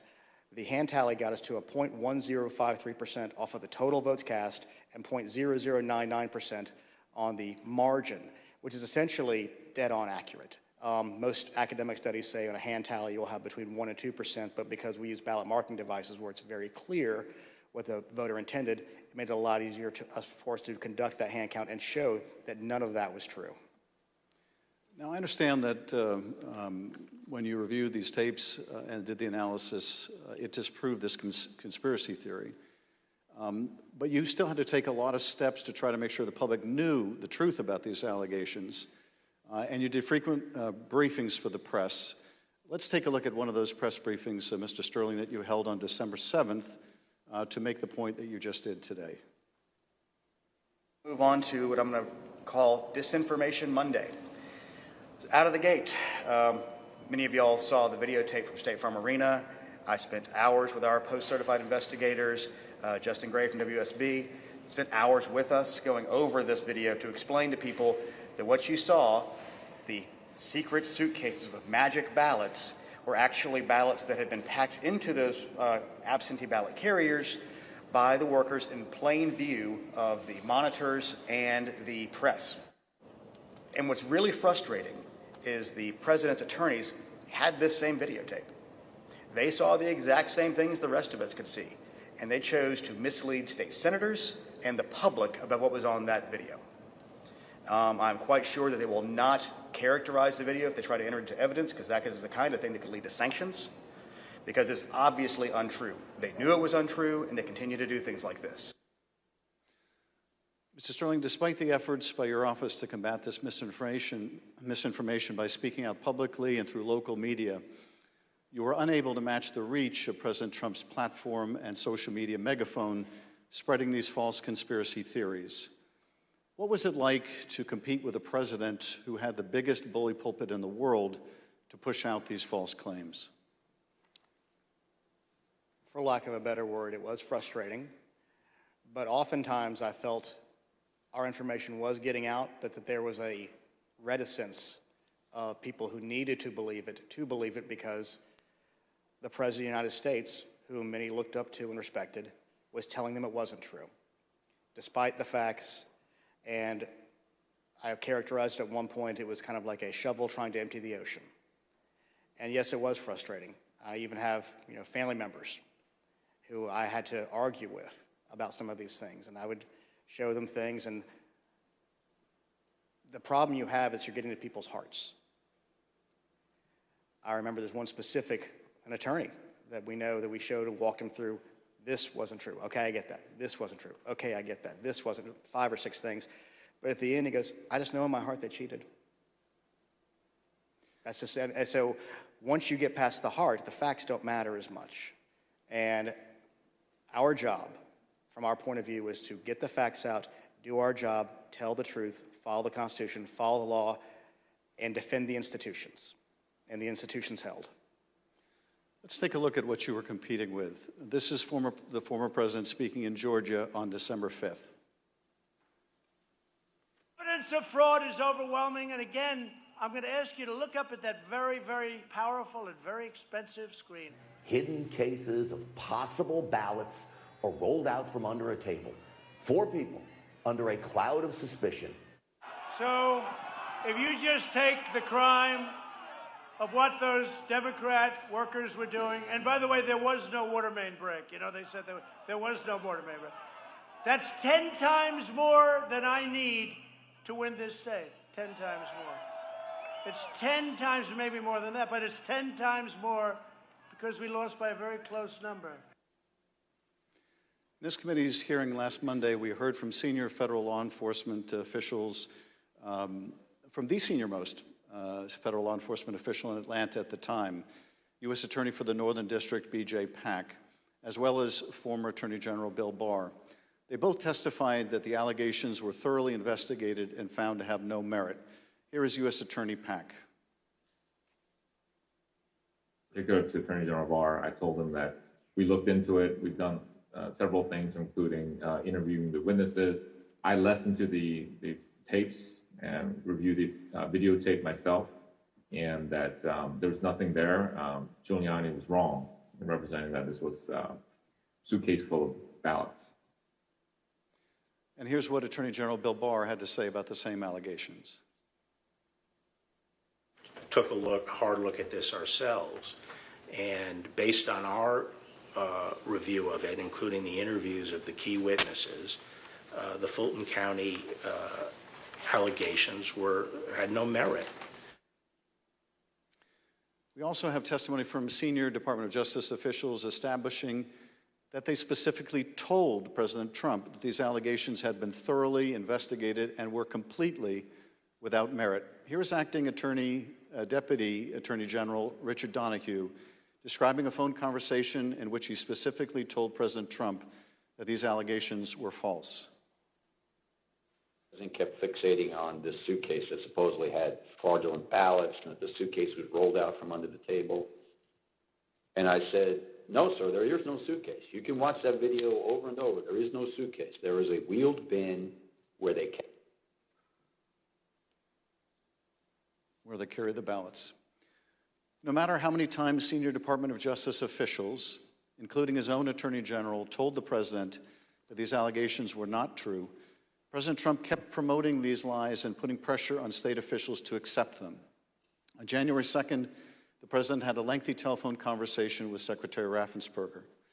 Prior to the President's call, though, I want to share a bit of important context. First, the White House, including the former President's Chief of Staff, Mark Meadows, repeatedly called or texted the Secretary's office some 18 times in order to set up this call. They were quite persistent. Second, Chief of Staff Mark Meadows took the extraordinary step of showing up at a signature audit site in Georgia, where he met with Secretary Ratzensberger's chief investigator, Francis Watson, who was supervising that audit process. Behind me is a photograph from that visit. Third, the day after Meadows' Georgia visit, he set up a call between President Trump and Francis Watson. On the call between President Trump and Georgia investigator Francis Watson, the former president continued to push the false claim that he'd won the state of Georgia. Let's listen to that part of the conversation. You know, it's just, you have the most important job in the country right now, because if we win Georgia, first of all, if we win, you're going to have two wins. They're not going to win right now. You know, they're down because the people of Georgia are so angry at what happened to me. They know I won by hundreds of thousands of votes. It wasn't close. And in this next clip, he told this state law enforcement official that she'd be praised if she found the right answer. Hopefully, you know, I will, when the right answer comes out, you'll be praised. I mean, I don't know why, you know, they've made it so hard. They will be praised. People will say, great, because that's what it's about, that ability to check and to make it right. Because everyone knows it's wrong. There's just no way. Mr. Ratzensberger, I know you weren't on this call, but that you have listened to it. President Trump didn't win by hundreds of thousands of votes in Georgia, did he? No, he did not. I've been traveling through the state of Georgia for a year now, and simply put, in a nutshell, what happened in fall of 2020 is that 28,000 Georgians skipped the presidential race, and yet they voted down ballot in other races. And the Republican congressman ended up getting 33,000 more votes than President Trump, and that's why President Trump came up short. Thank you, Mr. Secretary. The President on this call doesn't stop here. Let's listen to another part of the conversation between President Trump and Ms. Watson. Anyway, but whatever you can do, Francis, it would be, it's a great thing. It's an important thing for the country. So important. You have no idea it's so important. Well, and I very much appreciate it. Whatever you can do, Francis. This is the President of the United States calling an investigator looking into the election in which he is a candidate and asking her to do whatever you can do. Mr. Secretary, he placed this call to your chief investigator on September 23rd, 2020. The Select Committee has received text messages indicating that Mark Meadows wanted to send some of the investigators in her office, in the words of one White House aide, a shitload of POTUS stuff, including coins, actual autographed MAGA hats, etc. White House staff intervened to make sure that didn't happen. It was clear at the time of this call that the former president had his sights set on January 6th. Listen to this portion when he told Francis Watson about a very important date. Do you think they'll be working after Christmas and keep it going fast? Because, you know, we have that date of the 6th, which is a very important date. That important date, of course, was the joint session of Congress, where Georgia's electoral votes would be counted for Joe Biden. A little over a week after this call to Francis Watson, the President was finally able to speak with you, Secretary Ratzensberger. Bear in mind, as we discuss this call today, that by this point in time, early January, the election in Georgia had already been certified. But perhaps more important, the President of the United States had already been told repeatedly by his own top Justice Department officials that the claims he was about to make to you about massive fraud in Georgia were completely false. Mr. Secretary, the call between you and the President lasted 67 minutes, over an hour. We obviously can't listen to the entire recording here today, although it is available on the Select Committee's website. But we'll listen to selected excerpts of it now so that we can get your insights. Let's begin with the President raising the thoroughly debunked allegations of suitcases of ballots. in an official voter box. They were in what looked to be suitcases or trunks, suitcases, but they weren't in voter boxes. The minimum number it could be, because we watched it and they watched it certified in slow motion, instant replay, if you can believe it, but had slow motion and it was magnified many times over. And the minimum it was 18,000 ballots, all for Biden. These are the allegations that the Department of Justice, the Attorney General, the Georgia Bureau of Investigation, and your office had all said were false. Is that right? Correct. And even more importantly, when B.J. Pack resigned as U.S. Attorney of the Northern District, President Trump appointed as acting U.S. Attorney of the Northern District Bobby Christine. And Bobby Christine looked at that, and he was quoted in the AJC that he found nothing, and he dismissed that case early also. Thank you, Mr. Secretary. The President references suitcases or trunks. Mr. Sterling, were the objects seen in these videos suitcases or trunks, or were they just the ordinary containers that are used by election workers? They're standard ballot carriers that allow for seals to be put on them so they're tamper-proof. And finally, the President claims that there was a minimum of 18,000 ballots somehow smuggled in, all for Biden. I take it, gentlemen, that that was also categorically false? There's no physical way he can know who those ballots were for, but secondarily, Fulton County for years has been an issue in our state when it comes to elections. So they had a very difficult time during the primary, in large part because of COVID.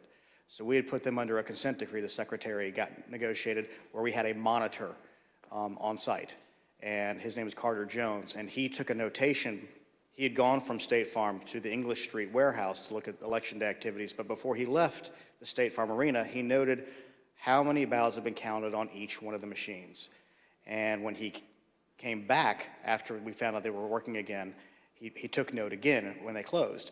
And I believe the final number was something around 8,900 total ballots were scanned from the time he left to the time about 12:30 or 1 o'clock in the morning. So way below 18,000. Let's play the next clip. I heard it was close. I said, there's no way. But they dropped a lot of votes in there late at night. You know that, Brett. Mr. Secretary, did somebody drop a lot of votes there late at night? No. I believe that the President was referring to some of the counties when they would upload, but the ballots had all been accepted and had to be accepted by state law by 7 p.m. So there were no additional ballots accepted after 7 p.m. Let's play the next clip in which the President makes claims about so-called dead voters. The other thing, dead people. So dead people voted, and I think the number is in the close to 5,000 people. And they went to obituaries, they went to all sorts of methods to come up with an accurate number, and a minimum is close to about 5,000 voters. Mr. Secretary, did your office investigate whether those allegations were accurate? Did 5,000 dead people in Georgia vote? No, it's not accurate. And actually, in their lawsuits, they alleged 10,315 dead people. We found 2 dead people when I wrote my letter to Congress that stated January 6th. And subsequent to that, we found 2 more. That's 1, 2, 3, 4 people, not 4,000, but just a total of 4, not 10,000, not 5,000. Let's play the next clip. And there's nothing wrong with saying that, that you've recalculated, because the 2,236 and absentee ballots, I mean, they're all exact numbers that were done by accounting firms, law firms, etc. And even if you cut them in half, and cut them in half again, it's more votes than we need. Mr. Secretary, is there any way that you could have lawfully changed the result in the state of Georgia and somehow explained it away as a recalculation? No, the numbers are the numbers. The numbers don't lie. We had many allegations, and we investigated every single one of them. In fact, I challenged my team, did we miss anything? They said that there was over 66,000 underage voters. We found that there's actually 0. You can register to vote in Georgia. When you're 17 and a half, you have to be 18 by Election Day. We checked that out, every single voter. They said that there was 2,423 non-registered voters. There was 0. They said that there was 2,056 felons. We identified less than 74 or less that were actually still on felony sentence. Every single allegation we checked, we ran down the rabbit trail to make sure that our numbers were accurate. So there's no way you could have recalculated it except by fudging the numbers? The numbers were the numbers, and we could not recalculate because we had made sure that we had checked every single allegation. And we had many investigations. We had nearly 300 from the 2020 election. Mr. Secretary, you tried to push back when the president made these unsupported claims, whether they were about suitcases of ballots or that Biden votes were counted 3 times. Let's play the next clip. President, they did not put that. We did an audit of that, and we proved conclusively that they were not scanned 3 times. Yeah, Mr. President, we'll send you the link from WSB that does. I don't care about a link. I don't need it. I have a much better link.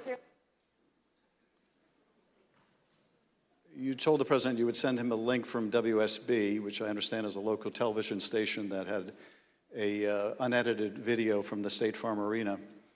But the president wasn't interested in that. He said he had a much better link.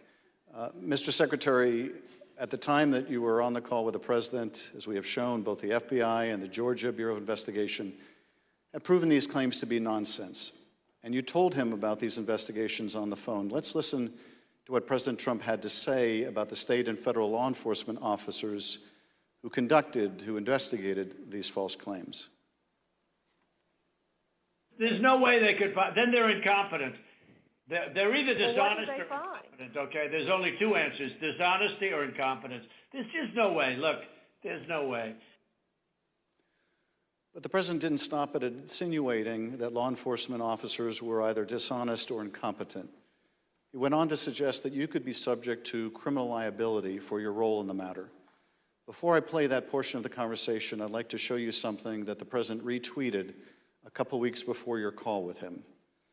Here's the president retweeting a post from one of his allies, a lawyer who was later sanctioned by a judge in Michigan for making false claims of election fraud.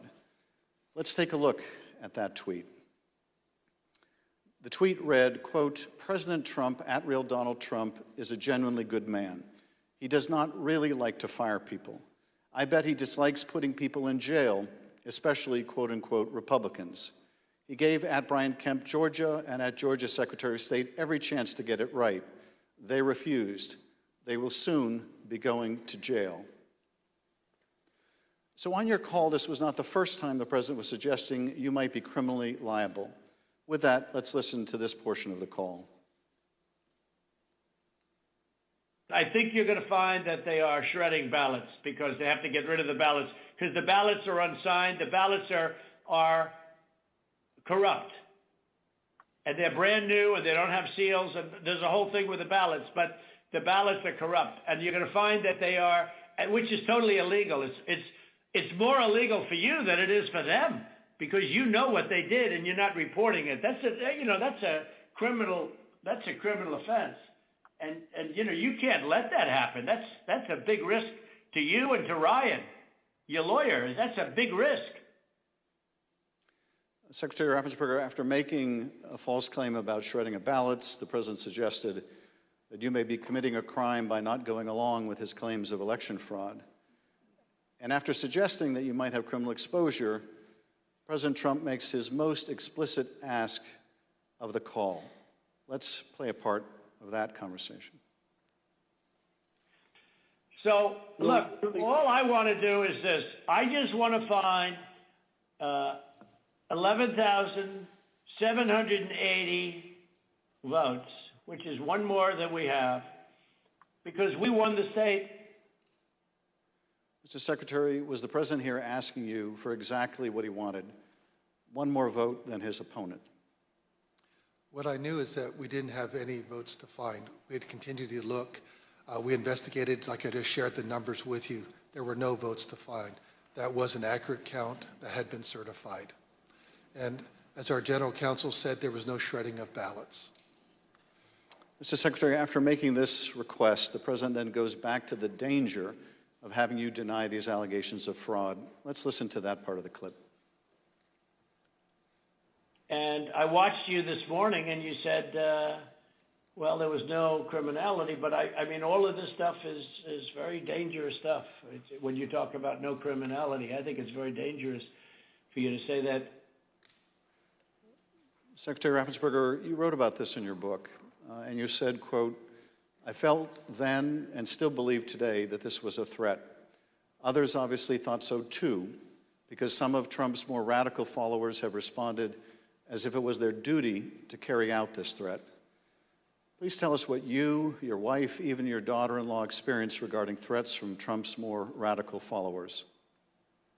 Well, after the election, my email, my cell phone was doxxed, and so I was getting text all over the country, and then eventually my wife started getting the text, and hers typically came in as sexualized texts, which were disgusting. You have to understand that Trish and I, we met in high school, and we've been married over 40 years now, and so they started going after her, I think, just to probably put pressure on me. Why don't you just quit, walk away? And so that happened. And then some people broke into my daughter-in-law's home. And my son has passed, and she's a widow and has 2 kids. And so we're very concerned about her safety also. And Mr. Secretary, why didn't you just quit and walk away? Because I knew that we had followed the law and we had followed the Constitution. And I think sometimes moments require you to stand up and just take the shots when you're doing your job. And that's all we did. You know, we just followed the law and we followed the Constitution. And at the end of the day, President Trump came up short. But I had to be faithful to the Constitution. And that's what I swore an oath to do. During the remainder of the call, the former president continued to press you to find the remaining votes that would ensure his victory in Georgia. Let's listen to a little more. Why wouldn't you want to find the right answer, Brad, instead of keep saying that the numbers are right? So look, can you get together tomorrow? And Brad, we just want the truth. It's simple. And everyone's going to look very good if the truth comes out. It's okay. It takes a little while, but let the truth come out. And the real truth is I won by 400,000 votes, at least. So what are we going to do here, folks? I only need 11,000 votes. Fellas, I need 11,000 votes. Give me a break. 4 days after the president's call to Secretary Ratzensberger was January 6th. The president whipped up the crowd in front of the ellipse, once again promoting the allegation that Secretary Ratzensberger, the president's own attorney general, had told him was false. Here he is on the ellipse. In Fulton County, Republican poll watchers were ejected, in some cases physically, from the room under the false pretense of a pipe burst, water main burst, everybody leave, which we now know was a total lie. Then election officials pulled boxes, Democrats, and suitcases of ballots out from under a table. You all saw it on television, totally fraudulent, and illegally scanned them for nearly 2 hours, totally unsupervised. Tens of thousands of votes. This act coincided with a mysterious vote dump of up to 100,000 votes for Joe Biden, almost none for Trump. Oh, that sounds fair. That was at 1:34 a.m. Mr. Secretary, Mr. Sterling, I want to thank you for your service to the state of Georgia and to the country. Speaker Bowers, likewise, I want to thank you for your service to the state of Arizona and to the country. You have served not only your home states, but our nation and our democracy. Mr. Chairman, I yield back. Thank you, Mr. Schiff. I thank the witnesses for joining us today. You're now dismissed.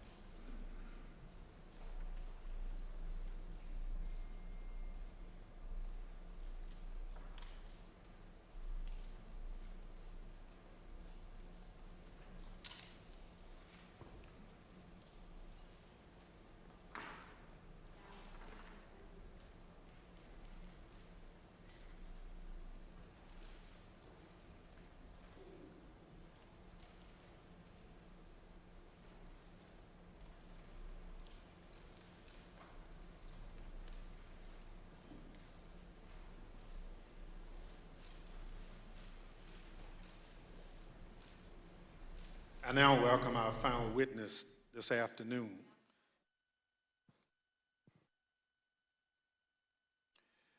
Andrea Shea Moss. Ms. Moss worked in the Department of Registration and Elections in Fulton County, Georgia, from 2017 until 2022. In that job, Ms. Moss handled voter applications and absentee ballot requests, and also helped to process the vote count for several elections. In December 2020, Ms. Moss and her mother, Ms. Ruby Freeman, became the target of nasty lies spread by President Trump and his allies as they sought to overturn the election results in Georgia. Ms. Moss and her mother, Ms. Freeman, are two of the unsung heroes in this country, doing the hard work of keeping our democracy functioning for every American. Ms. Moss, welcome. Thank you for your service, and I thank you for being here today. I will now swear you in. Please stand.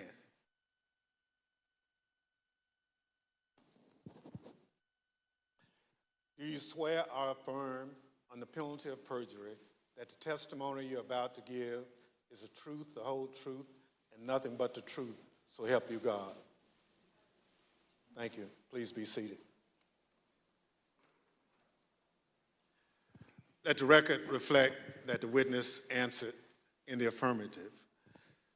Ms. Moss, thank you very much for being here today. I understand that you are here along with your mother today. Would you like to introduce your mama?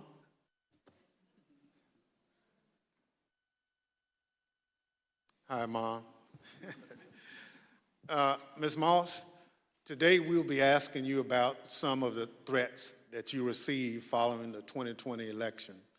Since you've been an election worker for over 10 years, I want to ask you, in your decade of service, had you ever experienced threats like these before?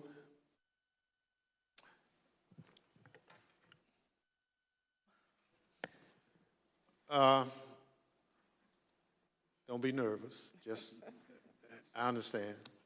So, and I want to make sure that the record reflects that you've done it for quite a while and you never received a threat, and your answer was no. Thank you.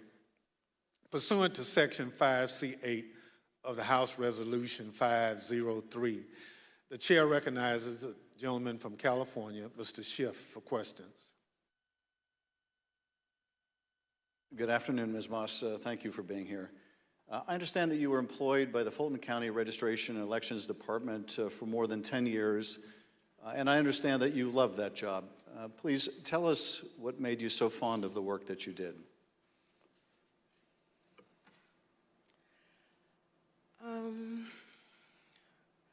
Well, I've always been told by my grandmother how important it is to vote, and how people before me, a lot of people, older people in my family, did not have that right. So what I loved most about my job were the older voters. Younger people could usually do everything from their phone or go online, but the older voters like to call, they like to talk to you, they like to get my card, they like to know that every election I'm here. And like even college students, a lot of parents trust in me to make sure their child does not have to drive home. They'll get an absentee ballot, they can vote, and I really found pleasure in that. I liked being the one that, you know, if someone can't navigate my voter page, or, you know, they want a new precinct card and they don't have a copy machine or a computer or all of that, I could put it in the mail for them. I was excited always about sending out all the absentee ballots for the elderly, disabled people. I even remember driving to an hospital to give someone her absentee application. That's what I love the most. So you really enjoyed helping people vote and participate, and that was something, the right to vote that your grandmother taught you was precious. Yes. Well, I know the events that we're here to talk about today are incredibly difficult to relive. Your proud service as an election worker took a dramatic turn on the day that Rudy Giuliani publicized a video of you and your mother counting ballots on election night. President Trump, Rudy Giuliani, and others claimed on the basis of this video that you and your mother were somehow involved in a plot to kick out observers, bring suitcases of false ballots for Biden into the arena, and then run them through the machines multiple times. None of that was true, was it? None of it. I'd like to show you some of the statements that Rudy Giuliani made in a second hearing before the Georgia state legislators, a week after that video clip from State Farm Arena was first circulated by Mr. Giuliani and President Trump. I want to advise viewers that these statements are completely false and also deeply disturbing. Tape earlier in the day of Ruby Freeman and Shea Freeman Morris and one other gentleman quite obviously surreptitiously passing around USB ports as if they're vials of heroin or cocaine.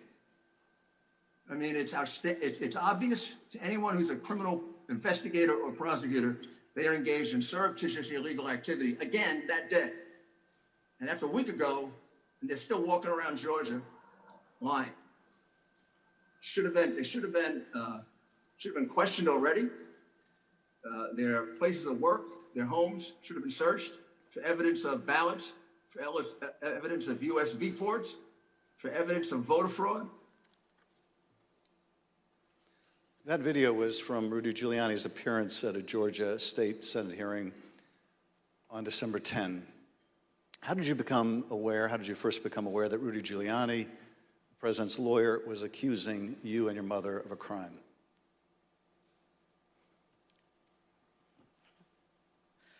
I was at work, like always, and the former chief, Mr. Jones, asked me to come to his office. And when I went to his office, the former director, Mr. Barron, was in there, and they showed me a video on their computer.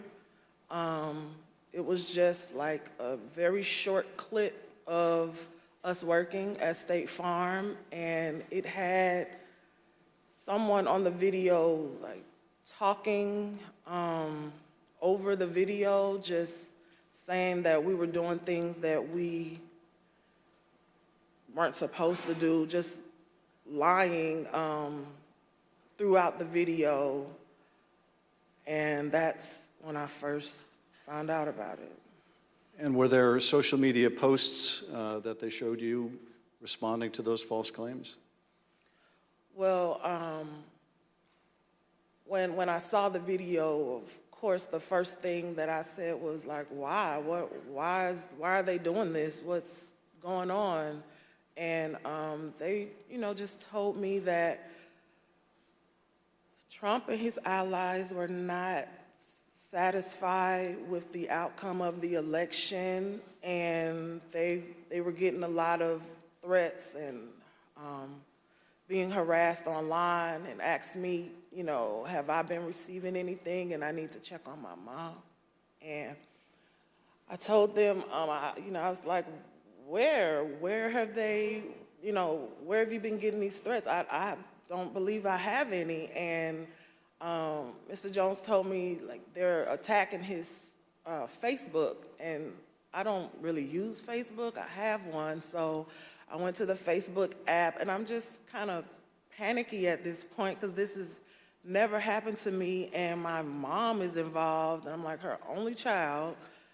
So I'm just asking him, like, well, where are the messages? All I see is the feeds. Like, how do you get to the messages? And he said, it's another icon on your phone that says Messenger.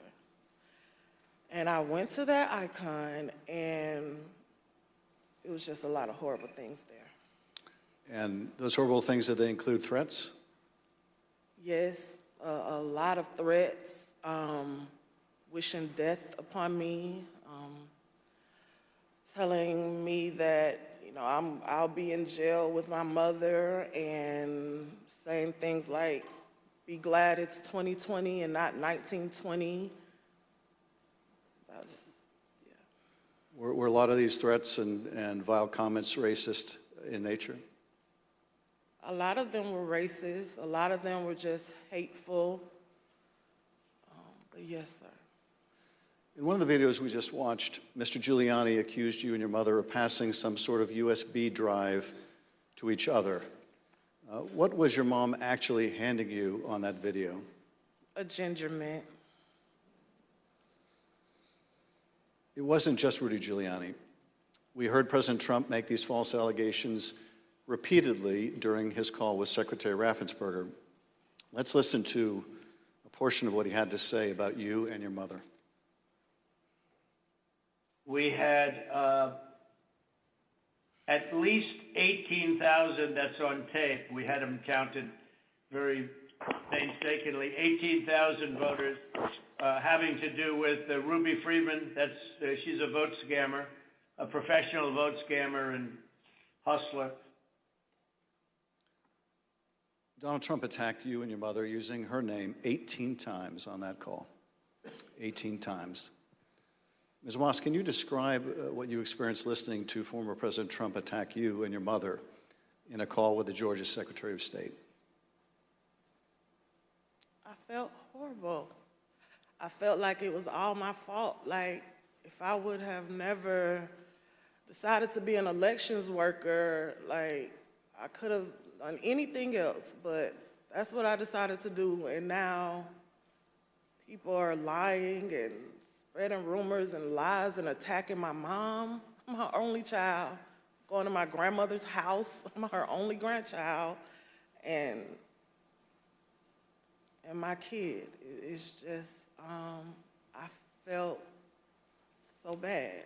I just felt bad for my mom, and I felt horrible for picking this job and being the one that always wants to help and always there, and never missing out one election. I just felt like it was my fault for putting my family in this situation. Well, it wasn't your fault. Your mother was kind enough to come speak with us earlier. Let's listen to her story in her words. My name is Ruby Freeman. I've always believed that when God says that he'll make your name great, but this is not the way it was supposed to be. I could have never imagined the events that followed the presidential election 2020. For my entire professional life, I was Lady Ruby. My community in Georgia, where I was born and lived my whole life, knew me as Lady Ruby. I built my own business around that name, La Ruby's Unique Treasures, a pop-up shop catering to ladies with unique fashions.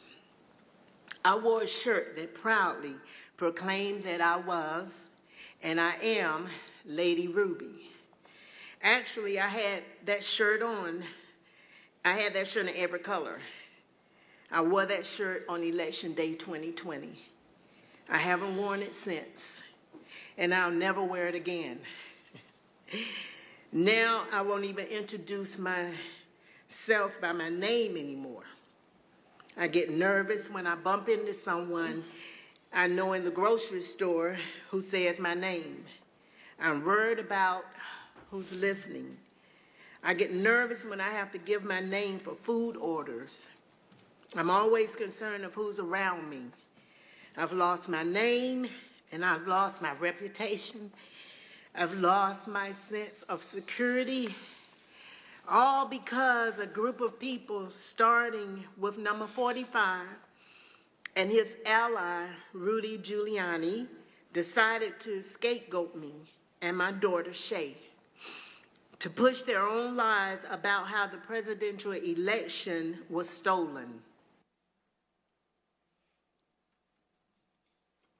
Ms. Moss, how has this experience of being targeted by the former president and his allies affected your life?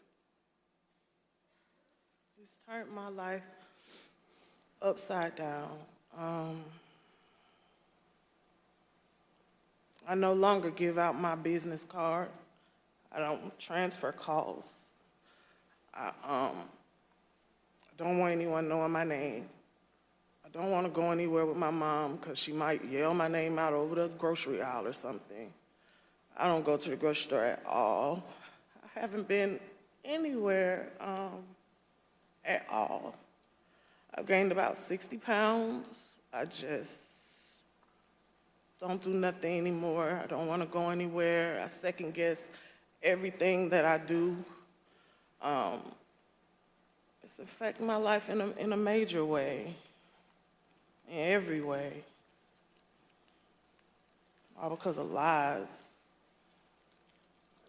For me doing my job, same thing I've been doing forever.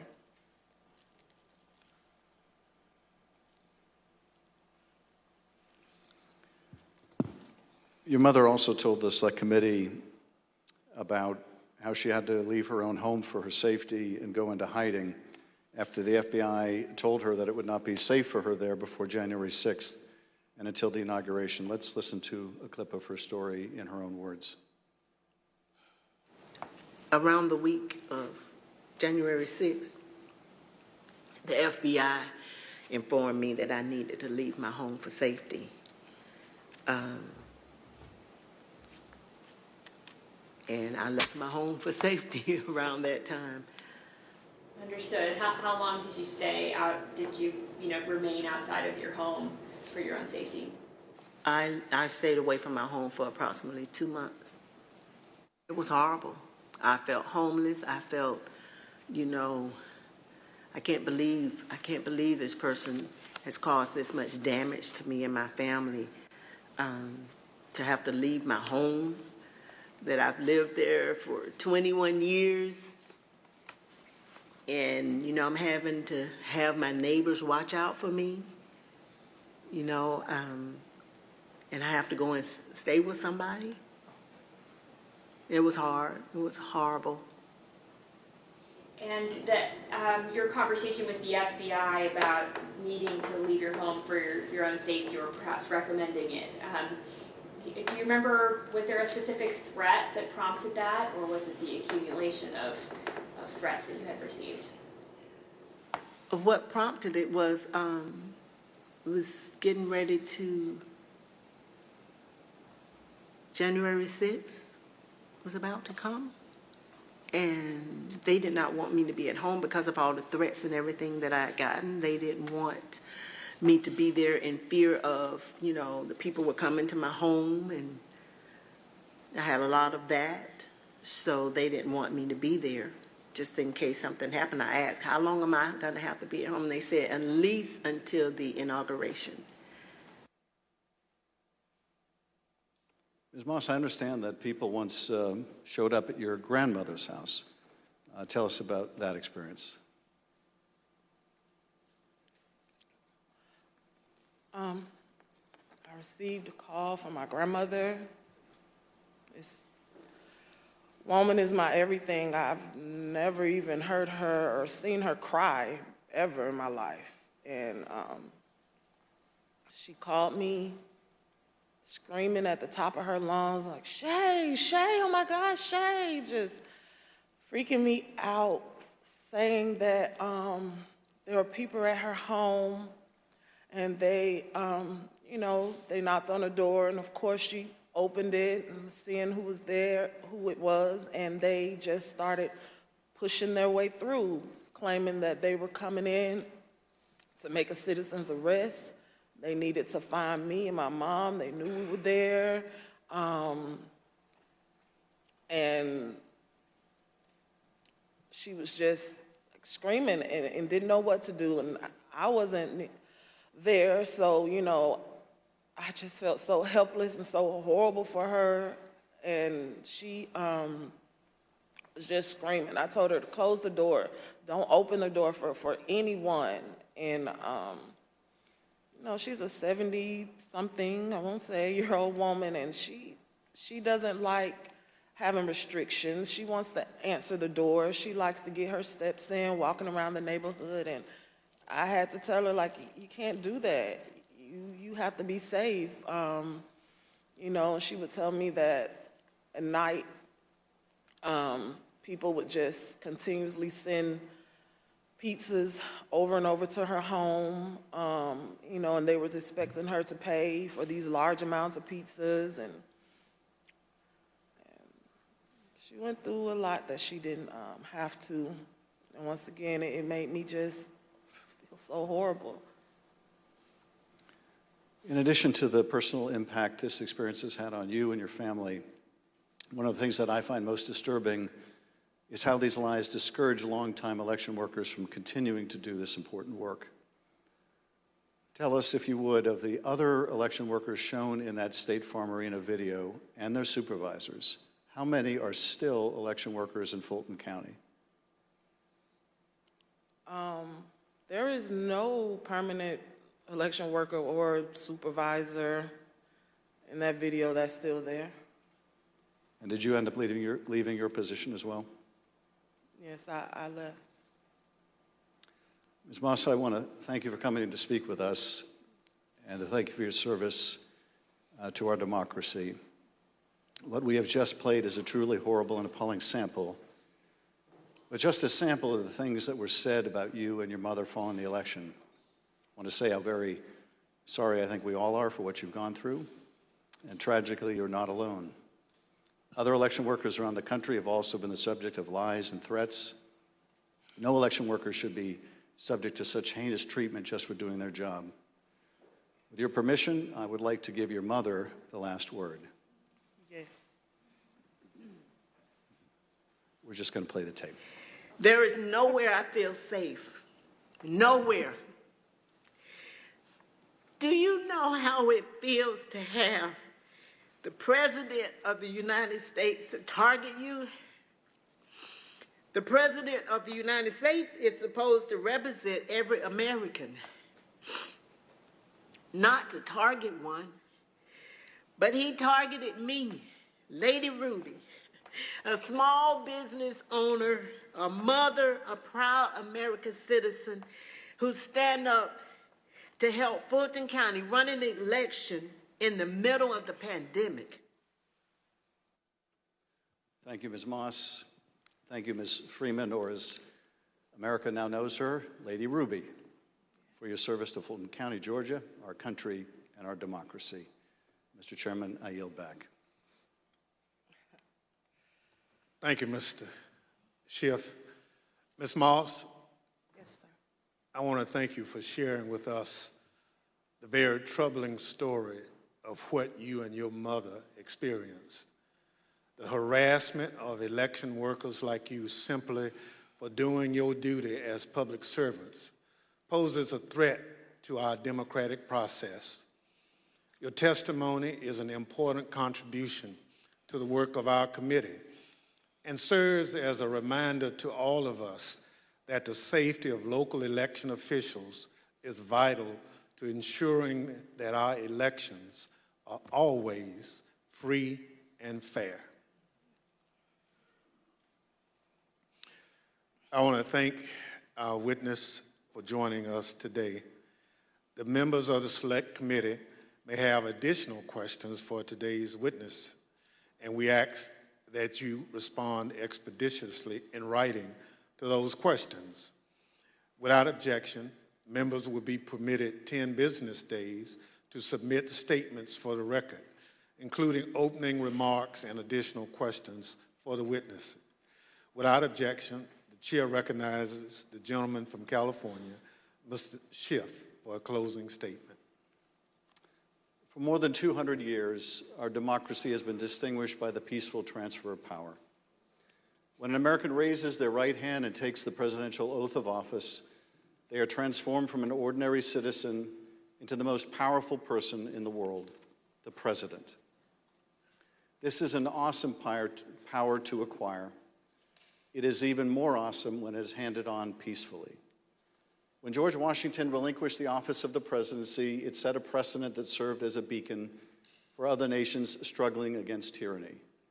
When Ronald Reagan described it as a kind of miracle in the eyes of the world, he was exactly right.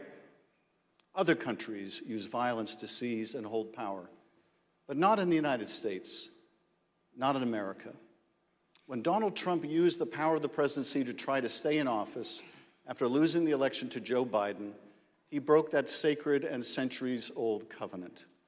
Whether his actions were criminal will ultimately be for others to decide. But what he did was, without a doubt, unconstitutional. It was unpatriotic, and it was fundamentally un-American. And when he used the power of his presidency to put the enormous pressure on state, local, and local elections officials and his own vice president, it became downright dangerous. On January 6th, that pressure became deadly.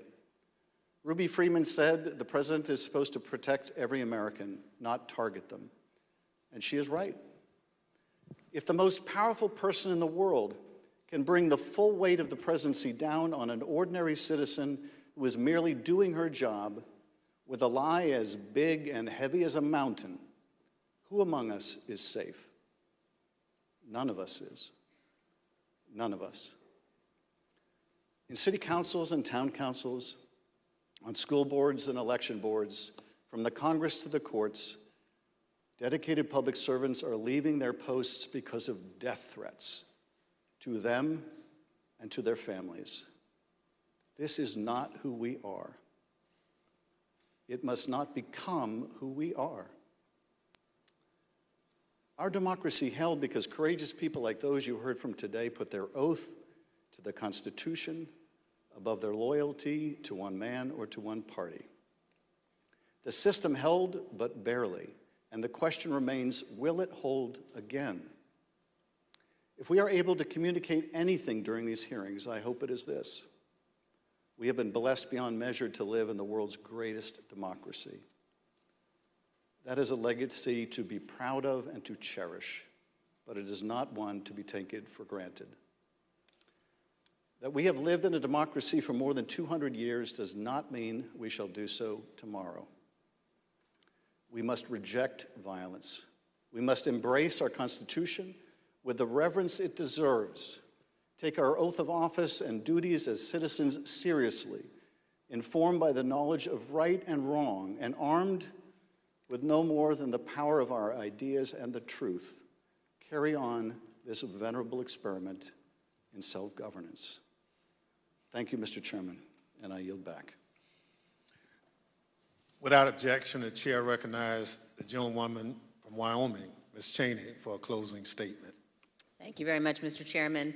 Lady Ruby and Shea, thank you for your courage. Thank you for your strength. Thank you for being here today. It means so much for everyone to hear your story, so thank you for that. We have had tremendous testimony today. We've been reminded that we're a nation of laws, and we've been reminded by you and by Speaker Bowers and Secretary of State Ratzensberger and Mr. Sterling that our institutions don't defend themselves. Individuals do that. And we reminded that it takes public servants. It takes people who've made a commitment to our system to defend our system. We also have been reminded what it means to take an oath under God to the Constitution, what it means to defend the Constitution. And we were reminded by Speaker Bowers that our Constitution is indeed a divinely inspired document. And so it's been an honor to spend time with you and with our previous witnesses here today.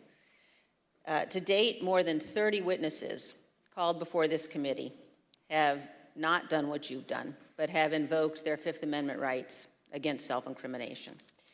Roger Stone took the Fifth, General Michael Flynn took the Fifth, John Eastman took the Fifth. Others, like Steve Bannon and Peter Navarro, simply refused to comply with lawful subpoenas, and they have been indicted. Mark Meadows has hidden behind President Trump's claims of executive privilege and immunity from subpoenas. We're engaged now in litigation with Mr. Meadows. The American people in our hearings have heard from Bill Barr, Jeff Rosen, Richard Donahue, and many others who stood up and did what is right. And they will hear more of that testimony soon. But the American people have not yet heard from Mr. Trump's former White House counsel, Pat Cipollone. Our committee is certain that Donald Trump does not want Mr. Cipollone to testify here. Indeed, our evidence shows that Mr. Cipollone and his office tried to do what was right. They tried to stop a number of President Trump's plans for January 6th. Today, and in our coming hearings, you will hear testimony from other Trump White House staff explaining what Mr. Cipollone said and did, including on January 6th. But we think the American people deserve to hear from Mr. Cipollone personally. He should appear before this committee, and we are working to secure his testimony. Thank you, Mr. Chairman. I yield back. People answer the call to public service in such different ways. Some run for office. Some volunteer to make sure their neighbors can get to their voting locations. Some work at polling sites to help Election Day go smoothly. Some look into problems to guarantee our elections are secure and accurate, just to name a few. As I mentioned at the start of this hearing, when we talk about our democratic institutions, we're talking about these individuals and many others who do these jobs across the country. They represent the backbone of our democracy at its most important moments, when the citizens cast their votes and when those votes are counted. We've heard the stories of their courage. They've earned the thanks of a grateful nation. But for Donald Trump, these witnesses and others like them were another roadblock to his attempt to cling to power. On Thursday, we'll hear about another part of that scheme, his attempt to corrupt the country's top law enforcement body, the Justice Department, to support his attempt to overturn the election. Just as we heard today that Donald Trump was deeply involved in a scheme to pressure state officials to overturn the election results, we will hear on Thursday that Donald Trump was also the driving force behind the effort to corrupt the Justice Department. Listen to this clip from the former acting Attorney General, Richard Donahue. The president said, suppose I do this. Suppose I replace him, Jeff Rosen, with him, Jeff Clark. What do you do? And I said, sir, I would resign immediately. There is no way I'm serving 1 minute under this guy, Jeff Clark. You'll hear from Mr. Donahue in person on Thursday as my colleague, Mr. Kinzinger, presents details about this plan. The chair requests those in the hearing room remain seated until the Capitol Police have escorted members from the room. Without objection, the committee stands adjourned.